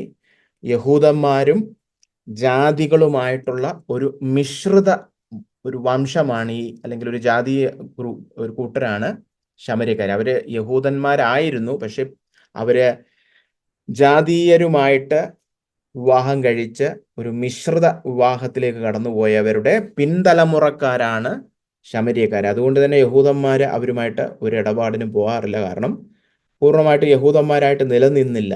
അവര് ജാതീയന്മാരുമായിട്ട് വിവാഹമൊക്കെ കഴിച്ച് മിശ്രിത ജാതിയായിപ്പോയി. അപ്പൊ അവരുമായിട്ട് ഒരു ഇടപാടുമില്ല. അപ്പൊ അങ്ങനത്തെ ഒരു ശമര്യക്കാരിത്തി സ്ത്രീയുമായിട്ട് യേശു ക്രിസ്തുവിന്റെ ഒരു സംഭാഷണമാണ് നമ്മളിവിടെ വായിക്കാൻ പോകുന്നത്. അപ്പോൾ ആ സഹോദരി പറഞ്ഞ വാക്ക് തൊട്ടാണ് നമ്മൾ വായിക്കുന്നത്. 4:20. ഞങ്ങളുടെ പിതാക്കന്മാർ, അതായത് ശമര്യക്കാരുടെ പിതാക്കന്മാർ, ഈ മലയിൽ നമസ്കരിച്ചു വന്നു. നമസ്കരിക്കേണ്ട സ്ഥലം യെരുശലേമിലാകുന്നു എന്ന് നിങ്ങൾ യഹൂദന്മാർ പറയുന്നു എന്ന് പറഞ്ഞു. യേശു അവളോട് പറഞ്ഞത്, സ്ത്രീയെ, എൻ്റെ വാക്ക് വിശ്വസിക്കുക. നിങ്ങൾ പിതാവിനെ നമസ്കരിക്കുന്നത് ഈ മലയിലുമല്ല യെരുശലേമിലുമല്ല എന്നുള്ള നാഴിക വരുന്നു. നിങ്ങൾ അറിയാത്തതിനെ നമസ്കരിക്കുന്നു, ഞങ്ങളോ അറിയുന്നതിനെ നമസ്കരിക്കുന്നു. രക്ഷ യഹൂദന്മാരുടെ ഇടയിൽ നിന്നല്ലോ വരുന്നത്. സത്യനമസ്കാരികൾ പിതാവിനെ ആത്മാവിലും സത്യത്തിലും നമസ്കരിക്കുന്ന നാഴിക വരുന്നു, ഇപ്പോൾ വന്നുമിരിക്കുന്നു. തന്നെ നമസ്കരിക്കുന്നവർ ഇങ്ങനെയുള്ളവരായിരിക്കണമെന്ന് പിതാവ് ഇച്ഛിക്കുന്നു. ദൈവം ആത്മാവാകുന്നു. അവനെ നമസ്കരിക്കുന്നവർ ആത്മാവിലും സത്യത്തിലും നമസ്കരിക്കണം. ഈ വേദഭാഗത്തിൽ ആരാധന എന്നുള്ള വാക്കിന് പകരം നമസ്കരിക്കുക എന്നുള്ളൊരു വാക്കാണ് ഉപയോഗിച്ചിരിക്കുന്നത്. അപ്പോൾ നമ്മൾ കണ്ട കാര്യമാണ്. ആരാധന എന്ന് പറഞ്ഞു കഴിഞ്ഞാൽ അവൻ്റെ മുൻപിൽ നമസ്കരിക്കുന്നതിനെ കുറിച്ചാണ്, അല്ലെങ്കിൽ അവൻ്റെ മുൻപിൽ സാഷ്ടാംഗം പ്രണമിക്കുക എന്നൊക്കെയാണ് നമ്മളിപ്പോൾ അങ്ങോട്ട് കണ്ടു കഴിഞ്ഞതേ ഉള്ളൂ. അപ്പോൾ ഇത് ആരാധനയെക്കുറിച്ചുള്ളൊരു വേദഭാഗമാണ്. ഇവിടെ ആ ശമര്യക്കാരിത്തി സ്ത്രീയോട് കർത്താവ് പുതിയ നിയമ ആരാധനയെക്കുറിച്ചാണ് സംസാരിക്കുന്നത്. അപ്പോൾ കർത്താവ് പുതിയ നിയമ ആരാധനയുടെ പ്രത്യേകതകളായിട്ട് ചൂണ്ടിക്കാണിച്ചത് മനസ്സിലാക്കാനായിട്ട് നമുക്ക് 4 ചോദ്യങ്ങൾ ചോദിച്ചിട്ട് അതിൻ്റെ ഉത്തരം കണ്ടെത്താം. ഒന്നാമതായിട്ട് ഈ സഹോദരി ചോദിച്ച ചോദ്യം തന്നെ, എവിടെ ആരാധിക്കണം? യഹൂദന്മാർ പറയുന്നു യെരുശലേമിലെ ആരാധിക്കാൻ പാടുള്ളൂ. ഞങ്ങളുടെ ശമര്യക്കാരുടെ പിതാക്കന്മാർ പറയുന്നത് കണ്ട് ഇവിടാണ് ആരാധിക്കേണ്ടത്, അല്ലേ? ഈ മലയിൽ ആരാധിക്കണോ ആ മലയിൽ ആരാധിക്കണോ എന്നുള്ളതാണ് ചോദ്യം. എന്നാൽ കർത്താവിൻ്റെ ഉത്തരം എന്താണ്? എവിടെ ആരാധിക്കണം എന്നുള്ള ആ ചോദ്യത്തിൻ്റെ ഉത്തരം, അല്ലെ, 21-ാമത്തെ വാക്യത്തിലുണ്ട്. ഈ മലയിലുമല്ല യെരുശലേമിലുമല്ല എന്നുള്ള നാഴിക വരുന്നു. അപ്പോൾ അതിന് നമുക്ക് എന്ത് പറയാം? എവിടെ ആരാധിക്കണം? പഴയ നിയമത്തിലെ പോലെ ഒരു വിശുദ്ധ ആലയമില്ല, പിന്നെ എവിടെയും ആരാധിക്കാം എന്നൊരു നാഴിക വരുന്നു. അതാണ് പുതിയ ഉടമ്പടിയിലൂടെ കടന്നു വന്നിരിക്കുന്ന, ഇപ്പോൾ നമ്മൾ അനുഭവിച്ചു കൊണ്ടിരിക്കുന്ന ഈ കൃപായുഗത്തിൻ്റെ പ്രത്യേകത. ഇന്ന് നമുക്ക് അന്ന് പഴയ നിയമത്തിലുള്ള പോലെ യെരുശലേം ആലയത്തിൽ പോയി ആരാധിക്കേണ്ട ആവശ്യമില്ല. നമ്മൾ ദൈവസഭയെക്കുറിച്ച് പഠിച്ചപ്പോൾ കണ്ടു, ദൈവസഭ ഒരു കെട്ടിടമല്ല. ഏതെങ്കിലും ഒരു ഭൗതികമായ ഒരു സ്ഥലത്ത് പോയി ഒരു പ്രത്യേക പ്രദേശത്തുള്ള ഒരു പ്രത്യേക വിശുദ്ധ ആലയം എന്നൊന്നുമില്ല പുതിയ നിയമത്തിൽ. അതാണ് പഴയ നിയമത്തിൽ നിന്ന് വ്യത്യസ്തമായിട്ട് പുതിയ നിയമ ആരാധനയെ ശ്രേഷ്ഠമാക്കുന്നത്. ഒരാലയത്തിലും മാത്രമായിട്ട് ഒതുക്കിക്കൂട്ടുന്ന ഒന്നല്ല ആരാധന. ഈ മലയിലുമല്ല ആ മലയിലുമല്ല, പിന്നെ എവിടെയും ആരാധിക്കാം. രണ്ടാമതായിട്ട് ആർക്ക് ആരാധിക്കാം? അത് 22-ാമത്തെ വാക്യം. നിങ്ങൾ അറിയാത്തതിനെ നമസ്കരിക്കുന്നു, ഞങ്ങളോ അറിയുന്നതിനെ നമസ്കരിക്കുന്നു. രക്ഷ യഹൂദന്മാരുടെ ഇടയിൽ നിന്നല്ലോ വരുന്നത്. രക്ഷിക്കപ്പെട്ടവർ ദൈവത്തെ അറിഞ്ഞിട്ട് ആരാധിക്കണം, അല്ലാതെ അറിയാത്തതിനെ നിങ്ങൾ നമസ്കരിക്കുന്നത് പോലെയുള്ള ആരാധനയല്ല ഇനി വേണ്ടത്, അല്ലേ? അപ്പോൾ ആർക്ക് ആരാധിക്കാം? ആരാണ് ഈ ആരാധനയ്ക്ക് വേണ്ടി കടന്നു വരേണ്ടത്? രക്ഷിക്കപ്പെട്ട് ദൈവത്തെ അറിഞ്ഞവർക്ക് മാത്രമേ ആരാധിക്കുവാൻ കഴിയുള്ളൂ. ദൈവത്തെ അറിയാതെ എങ്ങനെ അവൻ്റെ മുൻപിൽ കുമ്പിടാൻ പറ്റും? ദൈവമേ, നിന്നെ ഞാൻ സർവോപരി വിലമതിക്കുന്നു എന്ന് എങ്ങനെ പറയാൻ പറ്റും? അല്ലേ? ഞാൻ സ്വർഗത്തിലായാലും ഭൂമിയിലായാലും നിന്നെ മാത്രം ആഗ്രഹിക്കുന്നു, നീ ഒഴികെ എനിക്കൊരു നന്മയുമില്ല, നീ അത്ര വിലമതിക്കുന്ന എൻ്റെ ജീവൻ്റെ ജീവനാണെന്ന് എങ്ങനെ പറയാൻ പറ്റും ദൈവത്തെ അറിഞ്ഞുകൂടാത്ത ഒരു വ്യക്തിക്ക്? അപ്പോൾ രക്ഷിക്കപ്പെട്ട് ദൈവത്തെ അറിഞ്ഞവർക്ക് മാത്രമേ എന്ത് ചെയ്യാൻ പറ്റത്തുള്ളൂ? ആരാധിക്കാൻ പറ്റുകയുള്ളൂ, അല്ലേ? പഴയ നിയമത്തിൽ അങ്ങനല്ല. ഇസ്രായേൽ മക്കളൊക്കെ ഇങ്ങ് പോരെ, ആരാധനയ്ക്ക് പോരെ എന്ന് പറഞ്ഞിട്ട് എല്ലാവരും വന്നുകൂടി സ്തുതി സ്തോത്രങ്ങളൊക്കെ പറയും. അതിൻ്റെ കൂട്ടത്തിൽ രക്ഷിക്കപ്പെടാത്ത ഇസ്രായേൽ മക്കളും കാണും. എന്നാൽ പുതിയ നിയമ ആരാധന, ദൈവസഭയിലെ ആരാധന, രക്ഷിക്കപ്പെട്ട ദൈവമക്കളുടെ ആരാധനയാണ്. ദൈവത്തെ രുചിച്ചറിഞ്ഞ് അവൻ്റെ വലിപ്പം മനസ്സിലാക്കി അവൻ ശരിക്കും ഇതുപോലെ സർവോപരി വിലമതിക്കുവാൻ യോഗ്യനാണെന്ന് പൂർണ്ണബോധ്യം പ്രാപിച്ചവരുടെ ആരാധനയാണ്. സത്യനമസ്കാരികളുടെ ആരാധനയാണ്. ഇനി മൂന്നാമത്തെ ചോദ്യം, ആരെ ആരാധിക്കണം? 23-ാം വാക്യം, സത്യനമസ്കാരികൾ പിതാവിനെ ആത്മാവിലും സത്യത്തിലും നമസ്കരിക്കണം. ഇങ്ങനെയുള്ളവരെ, അല്ലെ, തന്നെ നമസ്കരിക്കുന്നവർ ഇങ്ങനെയുള്ളവർ ആയിരിക്കണമെന്ന് പിതാവ് ഇച്ഛിക്കുന്നു. അല്ലെ, അപ്പൊ പിതാവിനെ ആരാധിക്കണം. ആരെ ആരാധിക്കണം? ദൈവ പിതാവിനെ ആരാധിക്കണം. പഴയ നിയമത്തിൽ ദൈവം യഹോവ എന്ന് മാത്രമേ അറിയാവുള്ളൂ. ത്രിയേക ദൈവത്തെക്കുറിച്ച് അവർക്ക് അന്ന് വെളിപ്പാടില്ലായിരുന്നു. പിതാവ്, പുത്രൻ, പരിശുദ്ധാത്മാവ് എന്ന 3 ആളത്വങ്ങളുള്ള ഏക ദൈവത്തെ അവർക്ക് അറിഞ്ഞുകൂടായിരുന്നു. അവര് യഹോവ, ദൈവം അത്രേ അറിയാവുള്ളൂ. അവർക്ക് പിതാവുണ്ടെന്നും പുത്രനുണ്ടെന്നും പരിശുദ്ധാത്മാവുണ്ടെന്നും അറിഞ്ഞുകൂടാ. പുതിയ നിയമത്തിൽ ആ വെളിപ്പാട് നമ്മൾ പ്രാപിച്ചിരിക്കുക കൊണ്ട് നമുക്കതിനെക്കുറിച്ച് അറിയാം. അങ്ങനെ നമ്മൾ പരിശുദ്ധാത്മാവിൻ്റെ സഹായത്തോടെ യേശുക്രിസ്തുവിൻ്റെ നാമത്തിൽ ദൈവപിതാവിനെ ആരാധിക്കണം. അല്ലെ, ഇനി എങ്ങനെ ആരാധിക്കണം? അവിടെ പറഞ്ഞിരിക്കുകയാണ് 4:24, ദൈവം ആത്മാവാകുന്നു, അവനെ നമസ്കരിക്കുന്നവർ ആത്മാവിലും സത്യത്തിലും നമസ്കരിക്കണം. അപ്പൊ എങ്ങനെ ആരാധിക്കണം? ആത്മാവിലും സത്യത്തിലും ആരാധിക്കണം. എന്താ അതിൻ്റെ അർത്ഥം? ആത്മാവിലും സത്യത്തിലും ആരാധിക്കുക എന്ന് പറഞ്ഞു കഴിഞ്ഞാൽ, ദൈവം ആത്മാവാകുന്നു, അതുകൊണ്ട് ആത്മാവിലും സത്യത്തിലും നമസ്കരിക്കണം. എന്താ ദൈവം ആത്മാവാകുന്നു എന്ന് പറഞ്ഞു കഴിഞ്ഞാൽ? ദൈവം പരിശുദ്ധാത്മാവാകുന്നു എന്നല്ല അവിടെ പറഞ്ഞതിൻ്റെ അർത്ഥം. കാരണം ദൈവം പിതാവും പുത്രനും പരിശുദ്ധാത്മാവുമാണ്. ദൈവം ആത്മാവാകുന്നു എന്ന് പറഞ്ഞു കഴിഞ്ഞാൽ ദൈവം ഭൗതികമായ ഒരു വസ്തുവല്ല. അല്ലെ, ദൈവം ആത്മീയ മണ്ഡലത്തിലുള്ള ഒരു യാഥാർത്ഥ്യം. അല്ലെ, ഏതെങ്കിലും ഒരു വിശിഷ്ട സ്ഥലത്ത് മാത്രം കുടിയിരിക്കുന്ന ഒരു ദൈവം അല്ലെ, അങ്ങനെ ഈ ഭൗതിക ലോകത്ത് മാത്രം ഏതെങ്കിലും ഒരു സ്ഥലത്ത് മാത്രം കാണുന്ന ഒരു യാഥാർത്ഥ്യമല്ല ദൈവം. ദൈവം ആത്മീയ മണ്ഡലത്തിലാണ്. അല്ലെ, ദൈവം ആത്മാവാണ്. അപ്പൊ ഭൗതിക തലത്തിൽ അല്ല ദൈവം, ദൈവം ആത്മമണ്ഡലത്തിലാണ്. അപ്പൊ അതുകൊണ്ട് തന്നെ ആത്മമണ്ഡലത്തിൽ ഒരു ആരാധന കഴിക്കണം. അതാണ് അവിടെ ആത്മാവെന്നുണ്ട് ഉപയോഗിച്ചിരിക്കുന്നത്. അല്ലാതെ ആത്മാവിലും സത്യത്തിലും ആരാധിക്കുക എന്ന് പറഞ്ഞാൽ ചിലരുടെ വിചാരം പരിശുദ്ധാത്മാവിൽ ആരാധിക്കണം എന്നല്ല. ചിലർക്ക് അങ്ങനെ ചിന്തിക്കാറുണ്ട്. അന്യഭാഷയൊക്കെ പറയുന്ന ഒരു ആരാധനാ സ്ഥലത്ത് പോയാൽ ആത്മാവിലും സത്യത്തിലും ആരാധിച്ചു, അതല്ല ഇവിടെ ഉപയോഗിച്ചിരിക്കുന്നത്. ഇവിടെ പരിശുദ്ധാത്മാവ് എന്നുള്ള അർത്ഥത്തിലല്ല. പരിശുദ്ധാത്മാവിനെ കൂടാതെ നമുക്ക് ആരാധിക്കാൻ കഴിയുകയില്ല, അത് നിഷേധിക്കുകയല്ല. പക്ഷെ ഈ വാക്യത്തിന്റെ അർത്ഥം അതല്ല. ഈ വാക്യത്തിൽ ദൈവമാത്മാവാകുന്നു. അല്ലെ, ദൈവം ഈ ഭൗതിക തലത്തിൽ മാത്രം കാണപ്പെടുന്ന ഒരു യാഥാർത്ഥ്യമല്ല. അല്ലെ, ദൈവം അദൃശ്യനായ ആത്മീക മണ്ഡലത്തിൽ വസിക്കുന്ന ഒരു വ്യക്തിയാണ്. അതുകൊണ്ട് തന്നെ ആത്മമണ്ഡലത്തിലാണ് ആരാധന കഴിക്കേണ്ടത്. എന്നാൽ പഴയ നിയമത്തിലൊക്കെ എങ്ങനെയാണ് ആരാധന? ഭൗതികമായ ഒരു കെട്ടിടത്തിൽ പോയിട്ട് ഭൗതികമായ വസ്തുതകൾ നോക്കി നമ്മൾ ആരാധിക്കും. അല്ലെ, ഒരു വിശുദ്ധ സ്ഥലമുണ്ട്, അവിടെ ചെല്ലുമ്പോൾ പല വസ്തുക്കൾ വെച്ചിട്ടുണ്ട്. അല്ലെ, സാധാരണ മനുഷ്യരുടെയൊക്കെ ആരാധന എന്താണ്? ഒരു വിശിഷ്ട സ്ഥലത്ത് പോകുന്നു, ഏതെങ്കിലും ഒരു വിഗ്രഹത്തെ നോക്കുന്നു, ഏതെങ്കിലും ഒരു വിശുദ്ധ വസ്തുവിനെ നോക്കുന്നു. അല്ലെ, ചില നാമധേയ പള്ളികളിൽ പോയാൽ വലിയൊരു കുരിശ്, അവിടെ ഒരു തടി കുരിശ് അവിടെ വെച്ചിട്ടുണ്ട്. അവർ കുന്തിരിക്കം കത്തിക്കും, പുക വരത്തും, അല്ലേ, അങ്ങനെ മണിയടിക്കും. അങ്ങനത്തെ ഭൗതിക വസ്തുക്കളിൽ ആസ്പദമാക്കിയ ഒരു ആരാധനയല്ല ശരിയായ പുതിയ നിയമ ആരാധന. ആത്മമണ്ഡലത്തിൽ കഴിക്കുന്നത്, ആത്മീക കണ്ണുകൾ കൊണ്ട് അവനെ കണ്ട് ആത്മീകമായ ഒരു ആരാധനയാണ്. എൻ്റെ ആത്മാവും അവനുമായിട്ടുള്ള ഒരു സംസർഗം, ആത്മമണ്ഡലത്തിലുള്ള ഒരു സംസർഗത്തിലാണ് ഈ ആരാധന സംഭവിക്കുന്നത്. അങ്ങനെ ആത്മാവിൽ ആരാധിക്കണം, അത് സത്യത്തിലായിരിക്കണം. സത്യത്തിൽ എന്ന് പറയുമ്പോൾ രണ്ടർത്ഥത്തിൽ നമുക്ക് മനസ്സിലാക്കാം. ദൈവവചനത്തിൽ പറഞ്ഞിരിക്കുന്ന സത്യത്തിൻ്റെ വെളിച്ചത്തിലായിരിക്കണം ആരാധന. ദൈവവചന വിരുദ്ധമായ ആരാധന പാടില്ല. രണ്ടാമതായിട്ട് സത്യത്തിൽ ആരാധിക്കുക എന്ന് പറഞ്ഞു കഴിഞ്ഞാൽ ഹൃദയത്തിൽ നിന്ന് ആത്മാർത്ഥതയോടെ നമ്മൾ ആരാധിക്കണം. സത്യസന്ധമായ ആരാധനയായിരിക്കണം. ആ രണ്ടർത്ഥത്തിൽ നമുക്ക് സത്യത്തിൽ ആരാധിക്കുക എന്ന് പറഞ്ഞു കഴിഞ്ഞാൽ മനസ്സിലാക്കാം. ഉപദേശ സത്യങ്ങളെ മുറുകെ പിടിച്ചുകൊണ്ട് വചനപ്രകാരമുള്ളൊരു ആരാധന, ഹൃദയത്തിൽ നിന്ന് ആത്മാർത്ഥതയോടെ നമ്മൾ സത്യസന്ധതയോടെ കർത്താവിനെ ആരാധിക്കണം. അങ്ങനെ ആത്മമണ്ഡലത്തിൽ അവൻ്റെ സത്യത്തോട് ചേർന്ന് നിന്നുകൊണ്ട് സത്യസന്ധമായ ആത്മാർത്ഥമായ ആരാധന നാം കരേറ്റണം. അങ്ങനെ ദൈവത്തെ ആരാധിക്കുന്ന സത്യ നമസ്കാരികളെ പിതാവ് ഇച്ഛിക്കുന്നു. അല്ലേ? അപ്പൊ കണ്ടോ, പുതിയ നിയമ ആരാധനയുടെ പ്രത്യേകതകൾ കർത്താവായ യേശുക്രിസ്തു ചൂണ്ടിക്കാണിക്കുന്നത്. എവിടെ ആരാധിക്കണം? എവിടെയും ആരാധിക്കാം. ഒരു വിശിഷ്ട സ്ഥലമില്ല. ആർക്ക് ആരാധിക്കാം? രക്ഷിക്കപ്പെട്ട ദൈവത്തെ അറിഞ്ഞവർക്ക് ആരാധിക്കാം. ആരെ ആരാധിക്കണം? ദൈവപിതാവിനെ ആരാധിക്കണം. എങ്ങനെ ആരാധിക്കണം? ആത്മാവിലും സത്യത്തിലും ആരാധിക്കണം.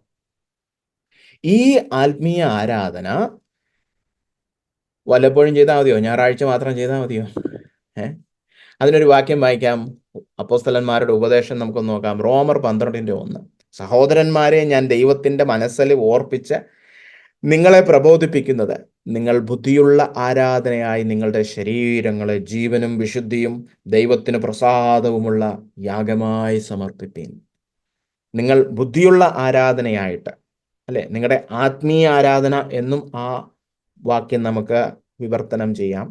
ഒരു ആത്മീയ ആരാധന എപ്പോഴും കരയറ്റിക്കൊണ്ടിരിക്കണം. എവിടെ? നിങ്ങളുടെ ശരീരങ്ങളെ കർത്താവിന് യാഗമായി സമർപ്പിച്ചുകൊണ്ട്, അല്ലെ, ദൈവത്തിന്റെ മനസ്സലിവ് ഓർപ്പിപ്പിച്ച്, അതായത് സുവിശേഷത്തിലൂടെ നമ്മൾ രുചിച്ചറിഞ്ഞ ദൈവത്തിന്റെ ദയയും മനസ്സലിവും നമ്മുടെ മനസ്സിൽ വെച്ചുകൊണ്ട് നമ്മൾ അവനോട് എങ്ങനെയാ പ്രതികരിക്കേണ്ടേ? എപ്പോഴും എൻ്റെ ശരീരം അവന് യാഗമായി സമർപ്പിക്കണം. അതാണ് ആത്മീക ആരാധന, അല്ലെ? അപ്പോൾ ദൈവത്തെ ഞാൻ വിലമതിക്കുന്നു, ദൈവത്തെ മാത്രം ആഗ്രഹിക്കുന്നു, ദൈവമാണ് എൻ്റെ ഏക നിക്ഷേപം, ദൈവമാണ് എൻ്റെ ഏക നന്മ എന്ന് പറയുമ്പോൾ വാഗൊണ്ട് പറഞ്ഞാൽ മാത്രം പോരാ.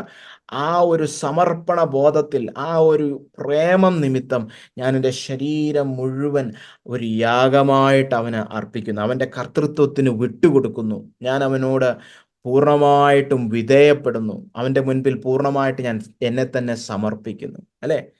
അങ്ങനെയുള്ള ഈ ആത്മീയ ആരാധന നമ്മുടെ ശരീരങ്ങൾ, പരിശുദ്ധാത്മാവിൻ്റെ വിശുദ്ധ മന്ദിരമായ നമ്മുടെ ശരീരങ്ങളിൽ എപ്പോഴും തുടർന്നു കൊണ്ടിരിക്കണം എന്നതാകുന്നു അപ്പോസ്തോലിക ഉപദേശം. അപ്പോൾ പുതിയ നിയമ ആരാധന പഴയ നിയമത്തെക്കാളും അതിശ്രേഷ്ഠമാണ്. ഏതെങ്കിലും ഒരു സ്ഥലത്ത് ഏതെങ്കിലും ഒരു ദിവസം മാത്രം, ഒരല്പനേരത്തേക്ക് മാത്രം നടക്കുന്നൊരു കാര്യമല്ല. നമ്മുടെ ശരീരങ്ങളിൽ എപ്പോഴും തുടർന്നുകൊണ്ടിരിക്കേണ്ടതാണ്. അതിന് ഏത് സ്ഥലമെന്നില്ല, അല്ലെ? നമ്മുടെ ശരീരങ്ങൾ വിശുദ്ധ മന്ദിരമാണ്. എവിടെയും എപ്പോഴും അവനെ ആരാധിച്ചുകൊണ്ടിരിക്കണം. രക്ഷിക്കപ്പെട്ട ദൈവമക്കൾ മാത്രം അവന് അർപ്പിക്കുന്നതാണ് ആരാധന. ദൈവപിതാവിനെ ആരാധിക്കുന്നു ആത്മാവിലും സത്യത്തിലും, ബാഹ്യമായ ഒരു വസ്തുവിലും ആസ്പദമാക്കിയുള്ള ആരാധനയല്ല. അതുകൊണ്ടാണ് നമ്മുടെയൊക്കെ ആരാധനാലയങ്ങളിൽ നിങ്ങൾ കടന്നു വരുമ്പോൾ, നമ്മുടെ സഭായോഗങ്ങൾ നടക്കുന്ന സ്ഥലങ്ങളിൽ കടന്നു വരുമ്പോൾ അവിടെ ഒന്നുമില്ല. അവിടെ ഒരു കുരിശ് വെച്ചിട്ടില്ല, അവിടെ കുന്തിരിക്കം കത്തിക്കാറില്ല, അവിടെ മണിയടിക്കാറില്ല. നമ്മുടെ ബാഹ്യമായ കണ്ണുകൾ കൊണ്ട് കണ്ട് ആരാധിക്കാൻ ഒന്നുമില്ല. ഒരു കൂട്ടം ദൈവമക്കൾ കൂടി വരുന്നത് കാണുക എന്നുള്ളതിനപ്പുറമായിട്ട് വേറെ ഒന്നുമില്ല. കാരണം എന്താണ്? ആത്മീകമായ ഒരു ആരാധനയാണ് അവിടെ അർപ്പിക്കപ്പെടുന്നത്. ആത്മീക കണ്ണുകൾ വേണം, അല്ലെ? രക്ഷിക്കപ്പെട്ട് ദൈവത്തെ ആത്മമണ്ഡലത്തിൽ രുചിച്ചറിയാൻ പറ്റുന്ന ദൈവമക്കൾക്ക് മാത്രമേ ഈ ആരാധനയുടെ ഭാഗമാകുവാൻ കഴിയുള്ളൂ. അപ്പോൾ പുതിയ നിയമ ആരാധനയുടെ ചില അടിസ്ഥാനപരമായ പ്രത്യേകതകൾ നമ്മൾ കണ്ടു കഴിഞ്ഞു. ഇനി മൂന്നാമതായിട്ട് അപ്പം നുറുക്കിയുള്ള ആരാധന. ഇനി നമ്മൾ നമ്മുടെ യഥാർത്ഥ വിഷയത്തിലേക്ക് കടക്കുകയാണ്. ഞാൻ ആദ്യം പറഞ്ഞതുപോലെ ഈ ചോദ്യത്തിൻ്റെ ഉത്തരം, ഈ വിഷയം നമ്മൾ പൂർണ്ണമായിട്ട് ഇന്ന് പഠിച്ച് തീർക്കുകയില്ല. എന്നാലും അതിൻ്റെ ആമുഖമായ ചില വിഷയങ്ങൾ, ചില അടിസ്ഥാന വിഷയങ്ങൾ നമുക്ക് പഠിച്ചേ പറ്റത്തുള്ളൂ. അപ്പോൾ പുതിയ നിയമ ആരാധന പഴയ നിയമത്തിൽ നിന്ന് വളരെ വിശിഷ്ടമാണെന്ന് നമ്മൾ കണ്ടു കഴിഞ്ഞു.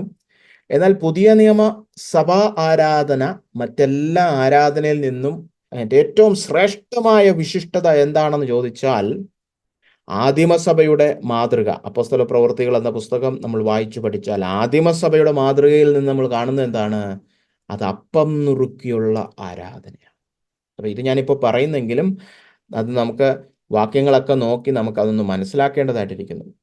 പക്ഷേ നിങ്ങളൊന്ന് ചിന്തിച്ചേ, പഴയ നിയമത്തിലെ ആരാധന, അത് യെരുശലേം ദേവാലയമായാലും അവിടങ്ങളിലുള്ള യഹൂദന്മാരുടെ പള്ളികൾ, സിനഗോഗ് എന്ന് പറയുന്ന പള്ളി ആയാലും ഏത് ആരാധനയായാലും, അവർക്ക് യെരുശലേമിൽ ഒരു വലിയ ഒരു മന്ദിരമുണ്ടായിരുന്നു, ദേവാലയമുണ്ടായിരുന്നു. അവിടെ വർഷത്തിൽ 1-2 പ്രാവശ്യം അവർ പോയെങ്കിലായി. ഇസ്രയേലിൻ്റെ മറ്റ് ഗ്രാമപ്രദേശങ്ങളിലും പട്ടണങ്ങളിലുമൊക്കെ അവർക്ക് പള്ളികൾ ഉണ്ടായിരുന്നു. അതായത് അവർ കൂടി വരുന്ന സിനഗോഗുകൾ ഉണ്ടായിരുന്നു, യഹൂദ പള്ളികൾ. ഈ രണ്ടിടത്തെയും പഴയ നിയമ ആരാധന നിങ്ങളൊന്ന് ചിന്തിച്ചേ. അവിടെ സങ്കീർത്തനങ്ങൾ പാടാറുണ്ട്, അവിടെ വചനം പ്രസംഗിക്കാറുണ്ട്, കാഴ്ചകൾ, അതായത് സ്തോത്ര കാഴ്ചകൾ അർപ്പിക്കാറുണ്ട്, അന്യോന്യമുള്ള കൂട്ടായ്മയുണ്ട്, പ്രാർത്ഥനയുമുണ്ട്. ഇതെല്ലാം നമ്മുടെ ഇടയിലുമുണ്ട്, നമ്മുടെ പള്ളിയിലുമുണ്ട്. നമ്മുടെ ആരാധനയിലും ഉണ്ട്. നമ്മൾ പാട്ട് പാടാറുണ്ട്, വചനം പ്രസംഗിക്കാറുണ്ട്, നമ്മുടെ കാഴ്ച നേർച്ചകളൊക്കെ അർപ്പിക്കാറുണ്ട്, അന്യോന്യമുള്ള കൂട്ടായ്മയുണ്ട്, പ്രാർത്ഥനയും ഉണ്ട്. അപ്പോൾ പിന്നെ എങ്ങനെയാ ക്രിസ്തീയ സഭ ആരാധന മറ്റെല്ലാ ആരാധനകളിൽ നിന്നും വ്യത്യസ്തമാകുന്നത്? ആദിമസഭയുടെ മാതൃക നമ്മൾ നോക്കിയാൽ ക്രിസ്തീയ സഭാ ആരാധനയെ മറ്റെല്ലാ ആരാധനകളിൽ നിന്നും, യഹൂദ പള്ളിയിൽ നിന്നും ദേവാലയത്തിൽ നിന്നുമൊക്കെ വ്യത്യസ്തമാക്കുന്നത് ഇവിടെ അപ്പം നുറുക്കിയുള്ള ആരാധനയുണ്ട്. അതാണ് അന്നത്തെ കാലത്ത് ക്രിസ്തീയ സഭാ ആരാധനയെ മറ്റെല്ലാത്തിൽ നിന്നും വ്യത്യസ്തമാക്കിയത്. സങ്കീർത്തനങ്ങൾ പാടാനും വചനം പ്രസംഗിച്ചു കേൾക്കാനും കാഴ്ചകൾ അർപ്പിക്കാനും അന്യോന്യമുള്ള കൂട്ടായ്മയ്ക്കും പ്രാർത്ഥനയ്ക്കും വേണമെങ്കിൽ ദേവാലയത്തിൽ പോയാലും സംഭവിക്കും. അതുകൊണ്ടാണ് നമ്മൾ അപ്പോസ്തല പ്രവൃത്തികളുടെ ആരംഭത്തിലൊക്കെ അവർ ദേവാലയത്തിലും പോകുമായിരുന്നു, വീടുകളിൽ സഭയായിട്ട് കൂടുകയും ചെയ്യുമായിരുന്നു. രണ്ടും ഉണ്ടായിരുന്നു. യഹൂദ മതവും ഉണ്ടായിരുന്നു, പുതിയ നിയമ ആരാധന. രണ്ടും ആദ്യകാലങ്ങളിൽ ഈ യഹൂദന്മാരായിട്ട് രക്ഷിക്കപ്പെട്ട നമ്മുടെ അപ്പോസ്തലന്മാരും കൂട്ടരും ഒക്കെ രണ്ടും ചെയ്യുമായിരുന്നു. പക്ഷെ അവർക്ക് ദേവാലയത്തിൽ പോയി അപ്പം നുറുക്കി ആരാധിക്കാൻ പറ്റുകയില്ല. അപ്പൊ അപ്പം നുറുക്കിയുള്ള ആരാധനയാണ് പുതിയ നിയമസഭ ആരാധനയെ മറ്റെല്ലാ ആരാധനയിൽ നിന്നും വിശിഷ്ടമാക്കുന്നത്. അപ്പോ ഇവിടെ അപ്പോസ്തോലിക സഭയുടെ അടിസ്ഥാന ആചാരങ്ങൾ എന്ന് പറഞ്ഞ് നമ്മൾ അപ്പോസ്തല പ്രവർത്തികൾ 2:42 ഈ പഠിച്ചുകൊണ്ടിരിക്കുന്നത്. ഇവിടെ ആരാധന എന്ന് പറഞ്ഞില്ല, അല്ലെ? അവർ അപ്പോസ്തലന്മാരുടെ ഉപദേശം കേട്ടും കൂട്ടായ്മ ആചരിച്ചും, വേണമെങ്കിൽ പറയാമായിരുന്നു ആരാധിച്ചും പ്രാർത്ഥിച്ചും എന്നങ്ങ് പറഞ്ഞാൽ പോരായിരുന്നോ? എന്നാൽ ആരാധന എന്നുള്ള വാക്കല്ല അവിടെ ഉപയോഗിച്ചത്. പകരം ഇത് എഴുതിയ ലൂക്കോസ് എന്താ പറഞ്ഞിരിക്കുന്നത്? അവർ പതിവായിട്ട് അപ്പം നുറുക്കി എന്നാണ് പറഞ്ഞിരിക്കുന്നത്. കാരണം എന്താണ്? അപ്പം നുറുക്കുന്നതാണ് പുതിയ നിയമസഭാ ആരാധനയുടെ ഏറ്റവും വിശിഷ്ടമായ അതിൻ്റെ പ്രത്യേകത എന്ന് നമ്മൾ പറയുന്നത്. അപ്പോൾ അവരാരാധിച്ചു, പുതിയ നിയമ ആരാധന കഴിച്ചു എന്ന് പറയുന്നതിന് പകരം അപ്പം നുറുക്കി എന്ന് പറഞ്ഞാൽ മതി, അല്ലേ? ഏറ്റവും വിശിഷ്ടമായത് അതാണ്. കാരണം ആരാധനയുടെ മറ്റ് ഭാഗങ്ങളൊക്കെ യഹൂദ പള്ളിയിലും ഉണ്ട്. അപ്പോൾ നമുക്കിത് ഒന്ന് പഠിക്കേണ്ടതായിട്ടിരിക്കുന്നു. എന്താണ് ഈ അപ്പം നുറുക്കുക എന്ന് പറഞ്ഞാൽ നാം മനസ്സിലാക്കേണ്ടത്? ഇത് ലൂക്കോസിൻ്റെ ഒരു പ്രയോഗമാണ്. നിങ്ങൾക്ക് അറിയാമെന്ന് പ്രതീക്ഷിക്കുന്നു. ലൂക്കോസിന്റെ സുവിശേഷവും അപ്പോസ്തല പ്രവർത്തികൾ എന്ന് പറയുന്ന പുസ്തകവും, ഈ രണ്ട് പുസ്തകങ്ങളും എഴുതിയത് ലൂക്കോസ് ആണ്. ഇത് 1-ാം ഭാഗവും 2-ാം ഭാഗവുമാണ്. അത് നമ്മൾ ലൂക്കോസിന്റെ സുവിശേഷം 1-ാം അധ്യായവും അപ്പോസ്തല പ്രവർത്തികളിന്റെ 1-ാം അധ്യായവും വായിക്കുമ്പോഴറിയാം ഇത് ലൂക്കോസ് തൻ്റെ ഒരു സുഹൃത്തായ സഹോദരനായ തിയോഫിലസിന് എഴുതിയതാണ്, അല്ലേ? അപ്പോ ഈ അപ്പം നുറുക്കി എന്നതുകൊണ്ട് ലൂക്കോസ് എന്താണ് ഉദ്ദേശിച്ചിരിക്കുന്നത് എന്നൊന്ന് നമ്മൾ മനസ്സിലാക്കേണ്ടതുണ്ട്. അപ്പം നുറുക്കുക എന്ന് പറഞ്ഞാൽ ഭക്ഷണം കഴിച്ചു എന്നാണോ? അല്ലെ, അങ്ങനെ പറയുന്നവരുണ്ട്, ഭക്ഷണം കഴിച്ചു. പക്ഷെ വെറുതെ ഒരു ഭക്ഷണം കഴിച്ചു എന്നാണ് ലൂക്കോസ് അതുകൊണ്ട് ഉദ്ദേശിച്ചതെങ്കിൽ ഈ അപ്പോസ്തല പ്രവർത്തികൾ 2:42 നമ്മൾ പഠിച്ചുകൊണ്ടിരിക്കുന്ന കുറിവാക്യത്തിൽ എന്തിനാ പറഞ്ഞിരിക്കുന്നത്? കാരണം അവിടെ അപ്പോസ്തോലിക സഭയുടെ ആചാരങ്ങളാണ് പറഞ്ഞിരിക്കുന്നത്. അവർ സ്നാനപ്പെട്ട് സഭയായി കൂടി വന്ന് ചെയ്ത ഏറ്റവും അടിസ്ഥാനപരമായ ആചാരങ്ങൾ. അങ്ങനത്തെ അപ്പോസ്തോലിക ആചാരങ്ങളുടെ പട്ടികയിൽ അവർ ആഹാരം കഴിച്ചു എന്ന് എന്തിനാ പറയുന്നത്? അല്ലെ, അതവിടെ പറയേണ്ട എന്താ ആവശ്യമുള്ളത്? അപ്പോൾ അപ്പം നുറുക്കുക എന്നതുകൊണ്ട് വെറും ആഹാരം ഭക്ഷിക്കുന്നതല്ല ഉദ്ദേശിച്ചിരിക്കുന്നത്. പിന്നീട് നമ്മൾ ചില വാക്യങ്ങൾ കാണും, ആഹാരം കഴിക്കുന്നതിനെ കുറിച്ചും പറഞ്ഞിട്ടുണ്ട്, അപ്പം നുറുക്കിയതിനെ കുറിച്ചും പറഞ്ഞിട്ടുണ്ട്. അപ്പോൾ അതിൽ നിന്ന് തന്നെ നമുക്ക് മനസ്സിലാകാം ഭക്ഷണം കഴിക്കുക എന്നുള്ളതല്ല. അവർ ഒന്നിച്ചു കൂടി വന്നപ്പോൾ അവർ നല്ല ഒരു സദ്യ കഴിച്ചു, അല്ലെങ്കിൽ ഒരു ഊണ് കഴിച്ചു. നമ്മുടെയൊക്കെ സഭാ ആരാധനകൾ ഉച്ചയ്ക്ക് ഊണ്, കഞ്ഞി കുടിക്കുക, അങ്ങനെയൊക്കെ ഉണ്ടല്ലോ. അതല്ല ഇവിടെ ഉദ്ദേശിച്ചിരിക്കുന്നത്. പിന്നെ ഈ ലൂക്കോസ് ഈ പ്രയോഗം കൊണ്ട് എന്താണ് ഉദ്ദേശിച്ചിരിക്കുന്നതെന്ന് വെറുതെ അങ്ങ് നിങ്ങളോട് പറയുന്നതിന് പകരം നമ്മൾ അതൊന്ന് ലൂക്കോസിന്റെ തന്നെ ഭാഷയിൽ നിന്ന് തന്നെ നമ്മളത് മനസ്സിലാക്കാൻ പോവുകയാണ്, അല്ലെ? ലൂക്കോസ് ഈ പ്രയോഗം കൊണ്ട് എന്താണ് ഉദ്ദേശിച്ചിരിക്കുന്നതെന്ന് മനസ്സിലാക്കാൻ ലൂക്കോസിന്റെ സുവിശേഷവും അപ്പോസ്തല പ്രവൃത്തികളിലും ഈ പ്രയോഗം വരുന്നിടമൊക്കെ നമുക്കൊന്ന് നിരീക്ഷിക്കാം. ഒരുപാടിടത്തൊന്നുമില്ല, അതുകൊണ്ട് തന്നെ പെട്ടെന്ന് നിരീക്ഷിക്കാം. അപ്പോൾ ഈ ലൂക്കോസിന്റെ സുവിശേഷത്തിൽ നമ്മൾ കർത്താവായ യേശു അപ്പം നുറുക്കിയത് എവിടൊക്കെയാണെന്ന് നമ്മൾ നോക്കുമ്പോൾ നമ്മൾ കാണുന്ന ഒരു കാര്യമാണ്, 3 സംഭവങ്ങൾ കാണാൻ പറ്റും ലൂക്കോസിന്റെ സുവിശേഷത്തിൽ. യേശു അപ്പം എടുത്ത് അനുഗ്രഹിച്ച് നുറുക്കി കൊടുക്കുന്നതായിട്ടുള്ള 3 സംഭവങ്ങൾ ലൂക്കോസിന്റെ സുവിശേഷത്തിൽ നമുക്ക് നിരീക്ഷിക്കാം.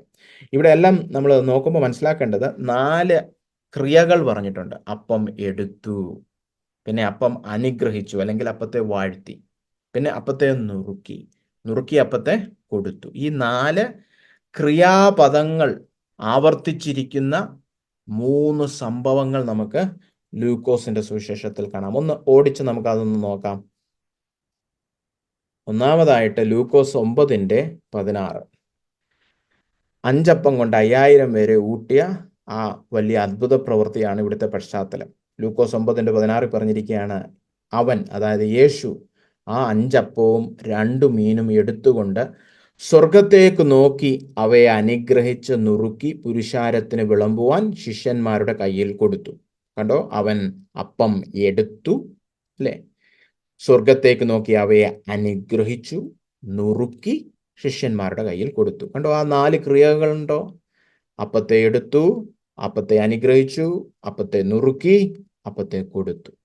ഇനി ലൂക്കോസ് 22 കടന്നു വരുമ്പോൾ അവിടെയാണ് ഒടുവിലത്തെ അത്താഴം, ശിഷ്യന്മാരുമായിട്ടുള്ള ഒടുവിലത്തെ അത്താഴം. പെസഹയ്ക്ക് അവർ കൂടി വന്നപ്പോൾ അവൻ അവിടെ വെച്ച് തന്നെ പെസഹയിൽ നിന്ന് വ്യത്യസ്തമായിട്ടൊരു അത്താഴം അവൻ അവിടെ ആരംഭിക്കുകയാണ്. എൻ്റെ ഓർമ്മയ്ക്കായിട്ട് ഇനി മുതൽ ഇത് ചെയ്യണം എന്ന് പറഞ്ഞുകൊണ്ടൊരു പുതിയ ഒരു അത്താഴം അവിടെ സ്ഥാപിക്കുകയാണ്, അല്ലേ?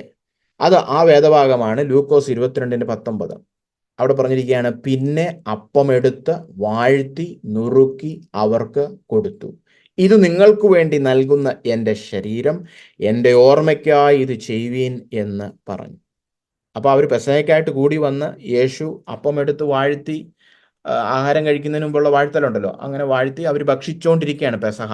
അപ്പോൾ വീണ്ടും അവൻ ഒരു അപ്പമെടുത്ത് വാഴ്ത്തി നുറുക്കി അവർക്ക് കൊടുത്തേച്ച് പറയാണ്, ഇത് എൻ്റെ ശരീരമാകുന്നു. പെസഹയുടെ അപ്പം എടുത്തപ്പോൾ അത് പറഞ്ഞില്ല, ഇത് നിങ്ങൾക്ക് വേണ്ടി നൽകുന്ന എൻ്റെ ശരീരം, എൻ്റെ ഓർമ്മയ്ക്കായി ഇത് ചെയ്യുവിൻ. അപ്പൊ ഇവിടെയും കണ്ടോ, അപ്പം എടുത്തു വാഴ്ത്തി നുറുക്കി കൊടുത്തു. ഇനി ലൂക്കോസ് 24 നമ്മൾ കടന്നു വരുമ്പോൾ കർത്താവ് ഉയർത്തെഴുന്നേറ്റതിന് ശേഷം എമ്മയോസിലോട്ട് പോകുന്ന 2 ശിഷ്യന്മാരെ വഴിയിൽ വെച്ച് കണ്ടു. നിങ്ങൾ ആ വേദഭാഗം വായിച്ചിട്ടുണ്ടെങ്കിൽ ഈ സംഭവം അറിയാം.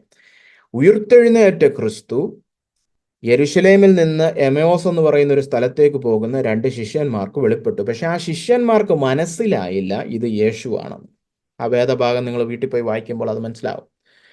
അങ്ങനെ കർത്താവ് അവരുമായിട്ട് പലതും പറഞ്ഞ് അവർക്ക് വചനത്തിൽ പലതും അറിഞ്ഞൂടാ എന്ന് മനസ്സിലാക്കി അവർക്ക് വരുന്ന വഴി ഒരു ബൈബിൾ സ്റ്റഡിയൊക്കെ എടുത്ത് അവർ പോകുന്ന ഭവനത്തിലേക്കൊരു അതിഥിയായി കടന്നു വന്നിട്ട്, പക്ഷേ അവർ ഭക്ഷണം കഴിക്കാനായിട്ട് ഇരുന്നപ്പോൾ ഈ അതിഥി എന്തായി? ആതിഥേയനായി. ഭക്ഷണം എടുത്ത് അവൻ എന്ത് ചെയ്തു? 24:30 അവരുമായി ഭക്ഷണത്തിനിരിക്കുമ്പോൾ അവൻ അപ്പം എടുത്ത് അനുഗ്രഹിച്ച് നുറുക്കി അവർക്ക് കൊടുത്തു. സാധാരണ ഒരു യഹൂദ ഭവനത്തിൽ പോയാൽ ഭക്ഷണം എടുത്ത് വാഴ്ത്തി, നമ്മളെല്ലാം ഭക്ഷണം കഴിക്കുന്നതിന് മുമ്പ് ദൈവത്തോട് സ്തോത്രം കരയേറ്റുമല്ലോ, അങ്ങനെ സ്തോത്രം കരയേറ്റി ഭക്ഷണം കൊടുക്കുന്നത് ആ വീട്ടിലെ ആതിഥേയനാണ്, അല്ല കടന്നു വരുന്ന അതിഥിയല്ല. പക്ഷെ ഈ കർത്താവ് അതിഥിയായിട്ട് വീട്ടിനകത്തോട്ട് കയറി വന്നേച്ച് ആ ഭക്ഷണത്തിന്റെ സമയത്ത് മേശയിലെത്തിയപ്പം ആതിഥേയനായി. അപ്പൊ അവിടെ അവൻ ചെയ്തത് കണ്ടോ? ഭക്ഷണത്തിന് വന്നപ്പോൾ അപ്പം എടുത്തു, അനുഗ്രഹിച്ചു, നുറുക്കി കൊടുത്തു. കണ്ടോ, ഈ 4 പ്രവൃത്തികളും കണ്ടോ? എടുത്തു, അനുഗ്രഹിച്ചു, നുറുക്കി, കൊടുത്തു. അത് കണ്ടപ്പോൾ അവർക്ക് ഈ 9:16 22:19 ഒക്കെ കർത്താവായ യേശു ക്രിസ്തു ചെയ്ത പ്രവൃത്തി ഓർമ്മ വന്നു. അതുകൊണ്ടാണ് 31 വാക്യം, 24:31, ഉടനെ അവരുടെ കണ്ണു തുറന്ന് അവർ അവനെ അറിഞ്ഞു. കേട്ടോ, അയ്യോ, ഈ വന്നത് യേശു ക്രിസ്തു ആണെന്ന് അവർ തിരിച്ചറിഞ്ഞു, അല്ലെ?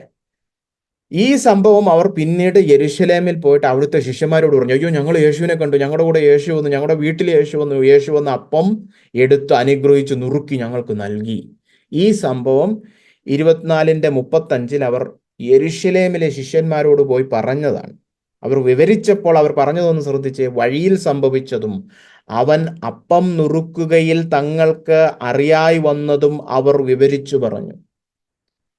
അവൻ അപ്പം നുറുക്കിയപ്പോൾ അവനെ അവർക്ക് അറിയാൻ പറ്റി, അവരുടെ കണ്ണു തുറന്നു എന്ന് അവർ അവരോട് വിവരിച്ചു പറഞ്ഞു. പക്ഷെ യെരുശലേമിൽ പോയ ഈ ശിഷ്യന്മാർ അവൻ അപ്പം എടുത്ത് അനുഗ്രഹിച്ച് നുറുക്കി കൊടുത്തു എന്ന് നീട്ടിപ്പിടിച്ച ആ 4 ക്രിയകളും പറഞ്ഞില്ല. ചുരുക്കി എന്താ പറഞ്ഞേ? അപ്പം നുറുക്കുകയിൽ. അപ്പൊ ആ വാക്യം വളരെ വ്യക്തമാണ്. അപ്പം നുറുക്കുക എന്ന് ലൂക്കോസിന്റെ ഭാഷയിൽ ഈ പറഞ്ഞ 4 ക്രിയകളുള്ള കർത്താവിന്റെ പ്രവൃത്തിയുടെ ഒരു ചുരുക്കമാണ്, അല്ലെ? അപ്പം നുറുക്കുക എന്ന് ലൂക്കോസ് ഇവിടെ ഉപയോഗിച്ചിരിക്കുന്നത് ഈ നേരത്തെ പറഞ്ഞ 4 ക്രിയകളുള്ള ആ പ്രവൃത്തി, അപ്പം എടുത്ത് അനുഗ്രഹിച്ച് നുറുക്കി കൊടുക്കുന്നതിന്റെ ഒരു രത്നചുരുക്കമാണ്. ചുരുക്കത്തിൽ പറയുകയാണെങ്കിൽ അപ്പം നുറുക്കി. പക്ഷെ അതെന്താ സൂചിപ്പിക്കുന്നത്? കർത്താവ് അപ്പം എടുത്ത് അനുഗ്രഹിച്ച് നുറുക്കി കൊടുക്കുന്ന ആ പ്രവൃത്തിയാണ് സൂചിപ്പിക്കുന്നത്. കർത്താവായ യേശു അപ്പം എടുത്ത് അനുഗ്രഹിച്ച് നുറുക്കി കൊടുക്കുന്ന ഈ 3 സംഭവങ്ങൾ നമ്മൾ ലൂക്കോസിന്റെ സുവിശേഷത്തിൽ നിന്ന് വായിച്ചു. ഈ 3 സംഭവങ്ങളിലും നമ്മൾ കാണുന്നത് യേശുവിനെ കുറിച്ചുള്ളൊരു വെളിപ്പാട് അവിടെ ഉണ്ടെന്നുള്ളതാണ്, അല്ലെ? ഒന്നാമതായിട്ട് സ്വർഗത്തിൽ നിന്ന് വന്ന യഥാർത്ഥ ജീവന്റെ അപ്പം കർത്താവാകുന്നു എന്ന് ആ 5000 പേരെ ഊട്ടുന്ന അത്ഭുതം നമ്മളെ പഠിപ്പിക്കുന്നു. ഞാനാണ് യഥാർത്ഥ ജീവന്റെ അപ്പം, സ്വർഗത്തിൽ നിന്ന് പൊഴിയുന്ന മന്ന ഞാനാണ്, അല്ലെ? നിങ്ങളുടെ പിതാക്കന്മാർ മന്നയൊക്കെ കഴിച്ചിട്ട് മരുഭൂമി മരിച്ചു. എന്നാൽ ജീവൻ നൽകുന്ന സ്വർഗത്തിൽ നിന്ന് ഇറങ്ങി വന്നിരിക്കുന്ന അപ്പം, അല്ലെ, അതാരാണ്? അത് ഞാനാണ്. അത് സൂചിപ്പിക്കാൻ വേണ്ടിയിട്ടാണ് 5 അപ്പം കൊണ്ട് 5000 പേരെ ഊട്ടിയത്. അപ്പൊ അവിടെ അപ്പം എടുത്ത് അനുഗ്രഹിച്ച് നുറുക്കി കൊടുത്തപ്പോൾ വെളിപ്പെട്ടു വരുന്ന കർത്താവിനെ കുറിച്ചുള്ള വെളിപ്പാട് എന്താണ്? അവനാണ് സ്വർഗത്തിൽ നിന്ന് ഇറങ്ങി വന്ന ജീവന്റെ അപ്പം. രണ്ടാമതായിട്ട് ഒടുവിലത്തെ അത്താഴത്തിന്റെ സമയത്ത് കർത്താവ് പറയുകയാണ്, എൻ്റെ ശരീരം നിങ്ങൾക്കായി നൽകപ്പെടുന്നു. എന്താ അത് സൂചിപ്പിക്കുന്നത്? നമ്മുടെ പാപമോചനത്തിനായി നുറുക്കപ്പെടുന്നത് യേശു ക്രിസ്തുവിന്റെ ശരീരമാണെന്ന് തൻ്റെ ഒടുവിലത്തെ അത്താഴം സൂചിപ്പിക്കുന്നു. മൂന്നാമതായിട്ട് ഉയിർത്തെഴുന്നേറ്റിരിക്കുന്നവനാണ് ക്രിസ്തുവെന്ന് ആ തിരിച്ചറിയാത്ത ശിഷ്യന്മാരുടെ കണ്ണു തുറക്കുവാൻ ഈ അപ്പം എടുത്ത് നുറുക്കിയപ്പോൾ അതൊരു മുഖാന്തരമായി, അല്ലെ? അപ്പൊ നമ്മൾ ഈ 3 സംഭവങ്ങളും രത്നചുരുക്കത്തിൽ എന്ത് പറയാം? ലൂക്കോസിന്റെ സുവിശേഷത്തിൽ കർത്താവ് അപ്പം നുറുക്കി നമ്മെ തൻ്റെ ജഡാവതാരം, ക്രൂശുമരണം, ഉയിർത്തെഴുന്നേൽപ്പ് എന്നീ 3 സുവിശേഷ സത്യങ്ങളും പഠിപ്പിക്കുന്നു, അല്ലെ? ആ 5 അപ്പം കൊണ്ട് 5000 പേരെ ഊട്ടിയെടുത്ത് കർത്താവ് എന്താ പറയുന്നത്? ഓ, സ്വർഗത്തിൽ നിന്ന് ഇറങ്ങി വന്നിരിക്കുന്ന ജീവന്റെ അപ്പം ഞാനാകുന്നു, തൻ്റെ ജഡാവതാരം, അല്ലെ? അവസാനം ഒടുവിലത്തെ അത്താഴത്തിൽ എന്താ പറയുക? നിങ്ങൾക്ക് വേണ്ടി എൻ്റെ ശരീരം നൽകപ്പെടുന്നു. അതാണ് ഈ അപ്പം നുറുക്കുന്നത് സൂചിപ്പിക്കുന്നത്, അവൻ്റെ ക്രൂശ് മരണം, അല്ലെ? മൂന്നാമതായിട്ട് ഞാൻ അങ്ങ് മരിച്ചങ്ങ് പോയെന്ന് മാത്രമല്ല, ഉയിർത്തെഴുന്നേറ്റവനാണെന്ന് ആ കണ്ണ് അടഞ്ഞിരുന്ന ശിഷ്യന്മാർക്ക് തുറന്നു കിട്ടുവാൻ, അല്ലെ, ഈ അപ്പം നുറുക്കുന്നത് ഒരു മുഖാന്തരമായി. അപ്പോൾ ഉയിർത്തെഴുന്നേറ്റ ക്രിസ്തു എന്ന പാഠം. അപ്പൊ കണ്ടോ, നമ്മുടെ കർത്താവായ യേശു ക്രിസ്തുവിന്റെ ജഡാവതാരം, ക്രൂശുമരണം, ഉയിർത്തെഴുന്നേൽപ്പ്, ഈ 3 സത്യങ്ങൾ സൂചിപ്പിക്കുന്നതാണ് ഈ കണ്ട 3 സംഭവങ്ങൾ. അവിടെ എല്ലാം എന്താണ് പ്രവൃത്തി? അപ്പം നുറുക്കി കർത്താവ്, അല്ലെ? ഇത് മനസ്സിൽ വെച്ചിട്ട് നമ്മൾ രണ്ടാം ഭാഗമായ അപ്പോസ്തല പ്രവൃത്തികൾ എന്ന് പറയുന്ന പുസ്തകത്തിലേക്ക് കടന്നു വരണം. ഞാൻ പറഞ്ഞല്ലോ, ലൂക്കോസ് ആദ്യം ലൂക്കോസിന്റെ സുവിശേഷം എഴുതി, രണ്ടാം ഭാഗമാണ് അപ്പോസ്തല പ്രവൃത്തികൾ. ഈ അപ്പോസ്തല പ്രവൃത്തികളിലേക്ക് കടന്നു വരുമ്പോൾ അപ്പം നുറുക്കുക എന്നുള്ള വാക്കേ ഉള്ളൂ. അപ്പം എടുത്ത് വാഴ്ത്തി നുറുക്കി കൊടുത്തു എന്നുള്ള ആ നീട്ടിപ്പിടിച്ചുള്ള പ്രയോഗമില്ല. പകരം നമ്മൾ നേരത്തെ കണ്ടതുപോലെ ആ ശിഷ്യന്മാർ യെരുശലേമിൽ പോയി വിവരിച്ചപ്പം അപ്പം നുറുക്കിയപ്പോൾ എന്ന് മാത്രമേ പറഞ്ഞുള്ളൂ. ആ രത്നചുരുക്കത്തിലുള്ള പ്രയോഗമേ കാണുന്നുള്ളൂ. ആ പ്രയോഗം, അപ്പം നുറുക്കുക എന്നുള്ള ആ പ്രയോഗം സഭയുടെ ഒരു പതിവായി മാറിയിരിക്കുന്നതാണ് നമ്മൾ കാണുന്നത്. പ്രവൃത്തികൾ 2:46 ഒരുമനപ്പെട്ട് ദിനംപ്രതി ദേവാലയത്തിൽ കൂടി വരികയും വീട്ടിൽ അപ്പം നുറുക്കിക്കൊണ്ട് ഉല്ലാസവും ഹൃദയപരമാർത്ഥതയും പൂണ്ട് ഭക്ഷണം കഴിക്കുകയും ദൈവത്തെ സ്തുതിക്കുകയും സകല ജനത്തിന്റെ കൃപ അനുഭവിക്കുകയും ചെയ്തു. കർത്താവ് രക്ഷിക്കപ്പെടുന്നവരെ ദിനംപ്രതി സഭയോട് ചേർത്തുകൊണ്ടിരുന്നു. ആദിമസഭയുടെ അനുഭവം അവിടെ വിവരിച്ചിരിക്കുകയാണ്. അവരെങ്ങനെയാണ്? ഒരുമനപ്പെട്ട് എല്ലാ ദിവസവും അവർ ദേവാലയത്തിൽ കൂടി പോകും. അവിടെ പോയി യഹൂദന്മാരുടെ കൂടെ അവിടുത്തെ സങ്കീർത്തനങ്ങൾ പാടുന്നതിലും ദൈവവചന പ്രബോധനം കേൾക്കുന്നതിലും ഒക്കെ അവർ പങ്കെടുത്തു. യഹൂദന്മാരെ പോലെ ദേവാലയത്തിൽ പോയി. പക്ഷെ പിന്നെ വീടുകളിൽ അവര് പുതിയ നിയമ സഭയായിട്ട് കൂടി, അല്ലെ? ആദിമകാലത്ത് അങ്ങനെ ആയിരുന്നു. യഹൂദ മതത്തിലും പോകും, പിന്നെ പുതിയ നിയമ സഭയുമുണ്ട്. പിന്നെ ദൈവം യഹൂദ അവിടുത്തെ എല്ലാം യെരുശലേം ദേവാലയമൊക്കെ 70-ാമത്തെ AD ആയപ്പോൾ പൊളിച്ചു കളഞ്ഞു. പിന്നെ പുതിയ നിയമസഭയായിട്ട് മാത്രമായി, അല്ലെ? ആദ്യകാലത്ത് അവരങ്ങനെ ആയിരുന്നു. യഹൂദ മതത്തിനകത്തെ ഒരു വകഭേദമായിരുന്നു ആ മശിഹയായ ക്രിസ്തുവിനെ പിൻഗമിക്കുന്ന ഈ ക്രിസ്ത്യാനികൾ, ശിഷ്യന്മാർ. പിന്നീട് അന്ത്യോക്യ സഭ പ്രവർത്തികൾ 11 എത്തുമ്പോഴാണ് അവർക്ക് ഒരു പ്രത്യേക നാമമൊക്കെ കിട്ടുന്നത്, ക്രിസ്ത്യാനികൾ എന്നൊക്കെയുള്ളത്, അല്ലെ? അപ്പോൾ വീടുകളിൽ എന്ന് പറയുമ്പോൾ കുടുംബമായിട്ടെന്നല്ല, വീടുകളിൽ അവർ ഒന്നിച്ച് സഭയായിട്ട് കൂടി, അല്ലാതെ വീട്ടിലിരുന്ന് അപ്പനും മോനും കൂടെ അപ്പം മുറിച്ചെന്നല്ല, വീടുകളിൽ സഭയായിട്ട് കൂടി വന്ന് വളരെ ഉല്ലാസത്തോടും ഹൃദയപരമാർത്ഥതയോടും, അതായത് സത്യത്തിൽ, അല്ലെ, അവർ എന്ത് ചെയ്തു? അപ്പം നുറുക്കി. അപ്പം നുറുക്കുക മാത്രമല്ല, ഭക്ഷണം കഴിച്ചു. കണ്ടോ? അപ്പൊ അപ്പം നുറുക്കുകയും ഭക്ഷണം കഴിക്കുകയും രണ്ടാ. ഈ വാക്യത്തിൽ തന്നെ അതുണ്ട്. അപ്പം നുറുക്കി ഭക്ഷണം കഴിച്ചു എന്ന് പറഞ്ഞാൽ കർത്താവിന്റെ ഈ അപ്പം നുറുക്കി കർത്താവ് പഠിപ്പിച്ച സുവിശേഷ സത്യങ്ങൾ ഓർക്കുന്ന ആ അപ്പം നുറുക്കൽ എന്ന് പറഞ്ഞ പ്രവൃത്തിയും ചെയ്തു. പിന്നെ എല്ലാവരും കൂടെ ഒന്നിച്ചുകൂടി ഭക്ഷണവും കഴിച്ചു, അല്ലെ? അങ്ങനെ ദൈവത്തെ സ്തുതിച്ച് ദൈവത്തിന്റെ കൃപ അനുഭവിച്ച് അവർ വളർന്നു. ദൈവം ഓരോ ദിവസവും രക്ഷിക്കപ്പെടുന്നവരെ സഭയിലേക്ക് ചേർത്തു. അപ്പൊ നമ്മൾ പിന്നെയും ഒരുപാട് വാക്യങ്ങളുണ്ട് പ്രവൃത്തികളിൽ, നമ്മളെല്ലാം എടുത്ത് ഇപ്പോൾ വായിക്കുന്നില്ല, അതൊക്കെ നമ്മൾ അടുത്ത ആഴ്ച നോക്കും. അപ്പം നുറുക്കുന്നത് സഭയുടെ ഒരു സ്ഥിരം പ്രവൃത്തിയായി, അല്ലെ? അപ്പൊ അതിൽ നിന്ന് എന്താ മനസ്സിലാക്കേണ്ടതെന്ന് അറിയാവോ? ഇതൊരു പതിവായി മാറി എന്ന് പറഞ്ഞു കഴിഞ്ഞാൽ എന്താ അതിന്റെ അർത്ഥം? അപ്പം നുറുക്കി അവർ കർത്താവിന്റെ ജഡാവതാരം, ക്രൂശുമരണം, ഉയിർത്തെഴുന്നേൽപ്പ് എന്നിവ ഓർക്കുകയും പ്രസ്താവിക്കുകയും ചെയ്യുന്നത് അപ്പോസ്തോലിക ആരാധനയുടെ ഒരു പതിവായി മാറി, അല്ലെ? ഈ അപ്പം നുറുക്കിയപ്പോൾ യേശുക്രിസ്തു നമുക്ക് 3 വെളിപ്പാടുകളാണ് ലൂക്കോസിന്റെ സുവിശേഷത്തിൽ തരുന്നത്. ഞാൻ സ്വർഗത്തിൽ നിന്ന് ഇറങ്ങി വന്ന അപ്പമാകുന്നു, ജീവന്റെ അപ്പമാകുന്നു, എൻ്റെ ജഡാവതാരം, അല്ലെ? രണ്ടാമതായിട്ട് എൻ്റെ ശരീരം നിങ്ങളുടെ പാപമോചനത്തിനായിട്ട് ഏൽപ്പിക്കപ്പെടുന്നു, എൻ്റെ ക്രൂശ് മരണം. മൂന്നാമതായിട്ട് ലൂക്കോസ് 24 ഞാൻ മരിച്ചങ്ങ് അടക്കപ്പെട്ടു എന്ന് മാത്രമല്ല, കഥയുടെ അന്ത്യം അവിടെയല്ല, ഞാൻ ഉയിർത്തെഴുന്നേറ്റ് ക്രിസ്തു വന്ന് അപ്പം നുറുക്കുമ്പോൾ അവരുടെ കണ്ണുകൾ തുറന്നവർ അത് കാണുവാനിടയായി. പിന്നീടുള്ള പുതിയ നിയമ സഭ എന്താ ചെയ്യുന്നത്? ആ ഓർമ്മ പുതുക്കലിൽ അവരും അപ്പം നുറുക്കി കർത്താവിന്റെ ജഡാവതാരം, ക്രൂശുമരണം, ഉയിർത്തെഴുന്നേൽപ്പ് എന്നിവ ഓർത്തു, അത് പ്രസ്താവിച്ചു, അല്ലെ? ഇതാണ് ക്രിസ്തീയ ആരാധനയെ മറ്റെല്ലാ ആരാധനകളിൽ നിന്നും വ്യത്യസ്തമാക്കുന്നത്. ക്രിസ്തീയ സഭാ ആരാധനയെ മറ്റെല്ലാ ആരാധനകളിൽ നിന്നും വ്യത്യസ്തമാക്കുന്നത് ഇവിടെ അപ്പം നുറുക്കി കർത്താവായ യേശുക്രിസ്തുവിന്റെ ജഡാവതാരം, ക്രൂശുമരണം, ഉയിർത്തെഴുന്നേൽപ്പ് നമ്മൾ ഓർക്കുകയും പ്രസ്താവിക്കുകയും ചെയ്യുന്നു. അതുകൊണ്ടാണ് 1 കൊരിന്ത്യർ 11:23 മുതലുള്ള വാക്യങ്ങളിൽ പൗലോസ് ഇതിനെക്കുറിച്ച് പറഞ്ഞിരിക്കുന്നു കേട്ടെ. ഞാൻ കർത്താവിങ്കൽ നിന്ന് പ്രാപിക്കുകയും നിങ്ങൾ കേൾപ്പിക്കുകയും ചെയ്തതെന്തെന്നാൽ കർത്താവായ യേശുവിനെ കാണിച്ചു കൊടുത്ത രാത്രിയിൽ അവൻ അപ്പമെടുത്ത് സ്തോത്രം ചൊല്ലി നുറുക്കി, ഇത് നിങ്ങൾക്ക് വേണ്ടിയുള്ള എൻ്റെ ശരീരം, എൻ്റെ ഓർമ്മയ്ക്കായി ഇത് ചെയ്യുവീൻ എന്ന് പറഞ്ഞു. അങ്ങനെ നിങ്ങൾ ഈ അപ്പം തിന്നുകയും പാനപാത്രം കുടിക്കുകയും ചെയ്യുമ്പോഴൊക്കെയും കർത്താവ് വരുവോളം അവൻ്റെ മരണത്തെ പ്രസ്താവിക്കുന്നു. ഈ 1 കൊരിന്ത്യരിലേക്ക് നമ്മൾ അടുത്ത ആഴ്ച കൂടുതൽ പോകുന്നതായിരിക്കും. പക്ഷെ ഇവിടെ ഞാൻ സൂചിപ്പിക്കാൻ ആഗ്രഹിക്കുന്ന കാര്യം ഒന്ന് നോക്കിക്കേ. ഇവിടെ പറഞ്ഞിരിക്കുകയാണ് 24 വാക്യത്തിൽ കർത്താവിന്റെ ഓർമ്മയ്ക്കായിട്ട് നമ്മൾ ഇത് ചെയ്യണം. എന്താ ഓർക്കണ്ടേ? അവൻ ഈ ഭൂമിയിലേക്ക് കടന്നു വന്നു, അവനൊരു മനുഷ്യ ശരീരം പ്രാപിച്ച് ജഡത്തിൽ അവൻ അവതരിച്ചു. ഒരു മനുഷ്യ ശരീരം പ്രാപിച്ച് അവൻ ജഡത്തിൽ അവതരിച്ചു. ആ ശരീരം നമുക്ക് വേണ്ടി നുറുക്കി, അല്ലെ? ഇനി അവൻ വരുവോളം നമ്മൾ അത് ഓർക്കണം. അപ്പൊ അവന്റെ 2ാം വരവുണ്ട്, അല്ലെ? അവന്റെ മരണത്തെ നമ്മൾ ഇതിലൂടെ പ്രസ്താവിക്കുന്നു. അവൻ 2ാമത് വരുമെന്ന് പറഞ്ഞാൽ അവൻ മരിച്ചങ്ങ് പോയില്ല, അവൻ ഉയിർത്തെഴുന്നേറ്റു. അപ്പൊ അവന്റെ ജഡാവതാരം, ക്രൂശുമരണം, ഉയിർത്തെഴുന്നേൽപ്പ് എന്നിവ ഓർക്കുവാനും പ്രസ്താവിക്കുവാനും. 26 അവസാനം കണ്ടോ? പ്രസ്താവിക്കുക.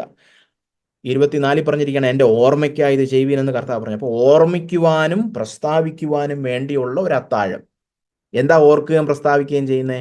ജഡാവതാരം, ക്രൂശുമരണം, ഉയിർത്തെഴുന്നേൽപ്പ്, അല്ലെ?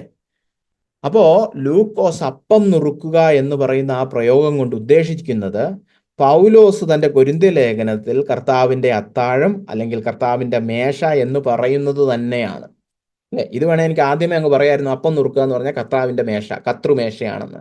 പക്ഷെ അതങ്ങ് പറയാതെ വചനമെല്ലാം നോക്കി അതൊന്ന് സ്ഥാപിക്കുവാൻ വേണ്ടിയിട്ടാണ് ഞാൻ ശ്രമിച്ചത്. കാരണം ഇത് ചുമ്മാ അങ്ങ് പറഞ്ഞു പോയിട്ട് കാര്യമില്ല, അല്ലെ? അപ്പൊ ലൂക്കോസിന്റെ ഭാഷയിൽ അപ്പം നുറുക്കുക, പൗലോസിന്റെ ഭാഷയിൽ കർത്താവിന്റെ അത്താഴം അല്ലെങ്കിൽ കർത്താവിന്റെ മേശ. പൗലോസിന്റെ ഉപദേശത്തിലേക്ക് നമ്മൾ അടുത്ത ആഴ്ച പോകുന്നതായിരിക്കും. പക്ഷേ ഇപ്പൊ കണ്ടോ, നമ്മൾ വചനത്തിൽ നിന്ന് തന്നെ അത് സ്ഥാപിച്ചെടുത്തു. അപ്പം നുറുക്കുക എന്ന് പറഞ്ഞാൽ കർത്താവിന്റെ അത്താഴം, കർത്താവിന്റെ മേശ, അല്ലെ?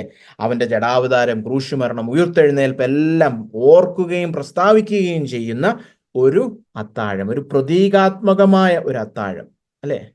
ഇത് ചെയ്തുകൊണ്ട് ആദിമസഭ ആരാധിച്ചു എന്നാണ് നമ്മുടെ കുറിവാക്യമായ അപ്പോസ്തല പ്രവൃത്തികൾ 2:42 ലൂക്കോസ് പറഞ്ഞിരിക്കുന്നത്. ഇതാണ് അവർ സ്ഥിരമായിട്ട് പതിവാക്കിയ അപ്പോസ്തോലിക ആചാരം, അല്ലെ?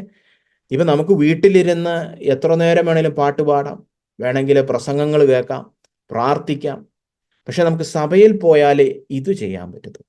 ദൈവസഭയിലെ ആരാധന, ക്രിസ്തീയ സഭാ ആരാധനയെ മറ്റെല്ലാ ആരാധനയിൽ നിന്നും വ്യത്യസ്തമാക്കുന്നത്, അല്ലെ, നമ്മുടെ ആ കൂടിവരവിൻ്റെ ഉദ്ദേശം ആ അപ്പം നുറുക്കി അവനെ ആരാധിക്കണം. അത് വേറൊരിടത്തും പറ്റത്തില്ല, വീട്ടിൽ ഇരുന്ന് പറ്റത്തില്ല, അല്ലേ? അപ്പം നമ്മുടെ ക്രിസ്തീയ സഭാ ആരാധനയുടെ ഒരു പ്രത്യേകതയാണ് നമ്മളിവിടെ പഠിക്കുന്നത്. ഏറ്റവും വിശിഷ്ടമായത് എന്താണ്?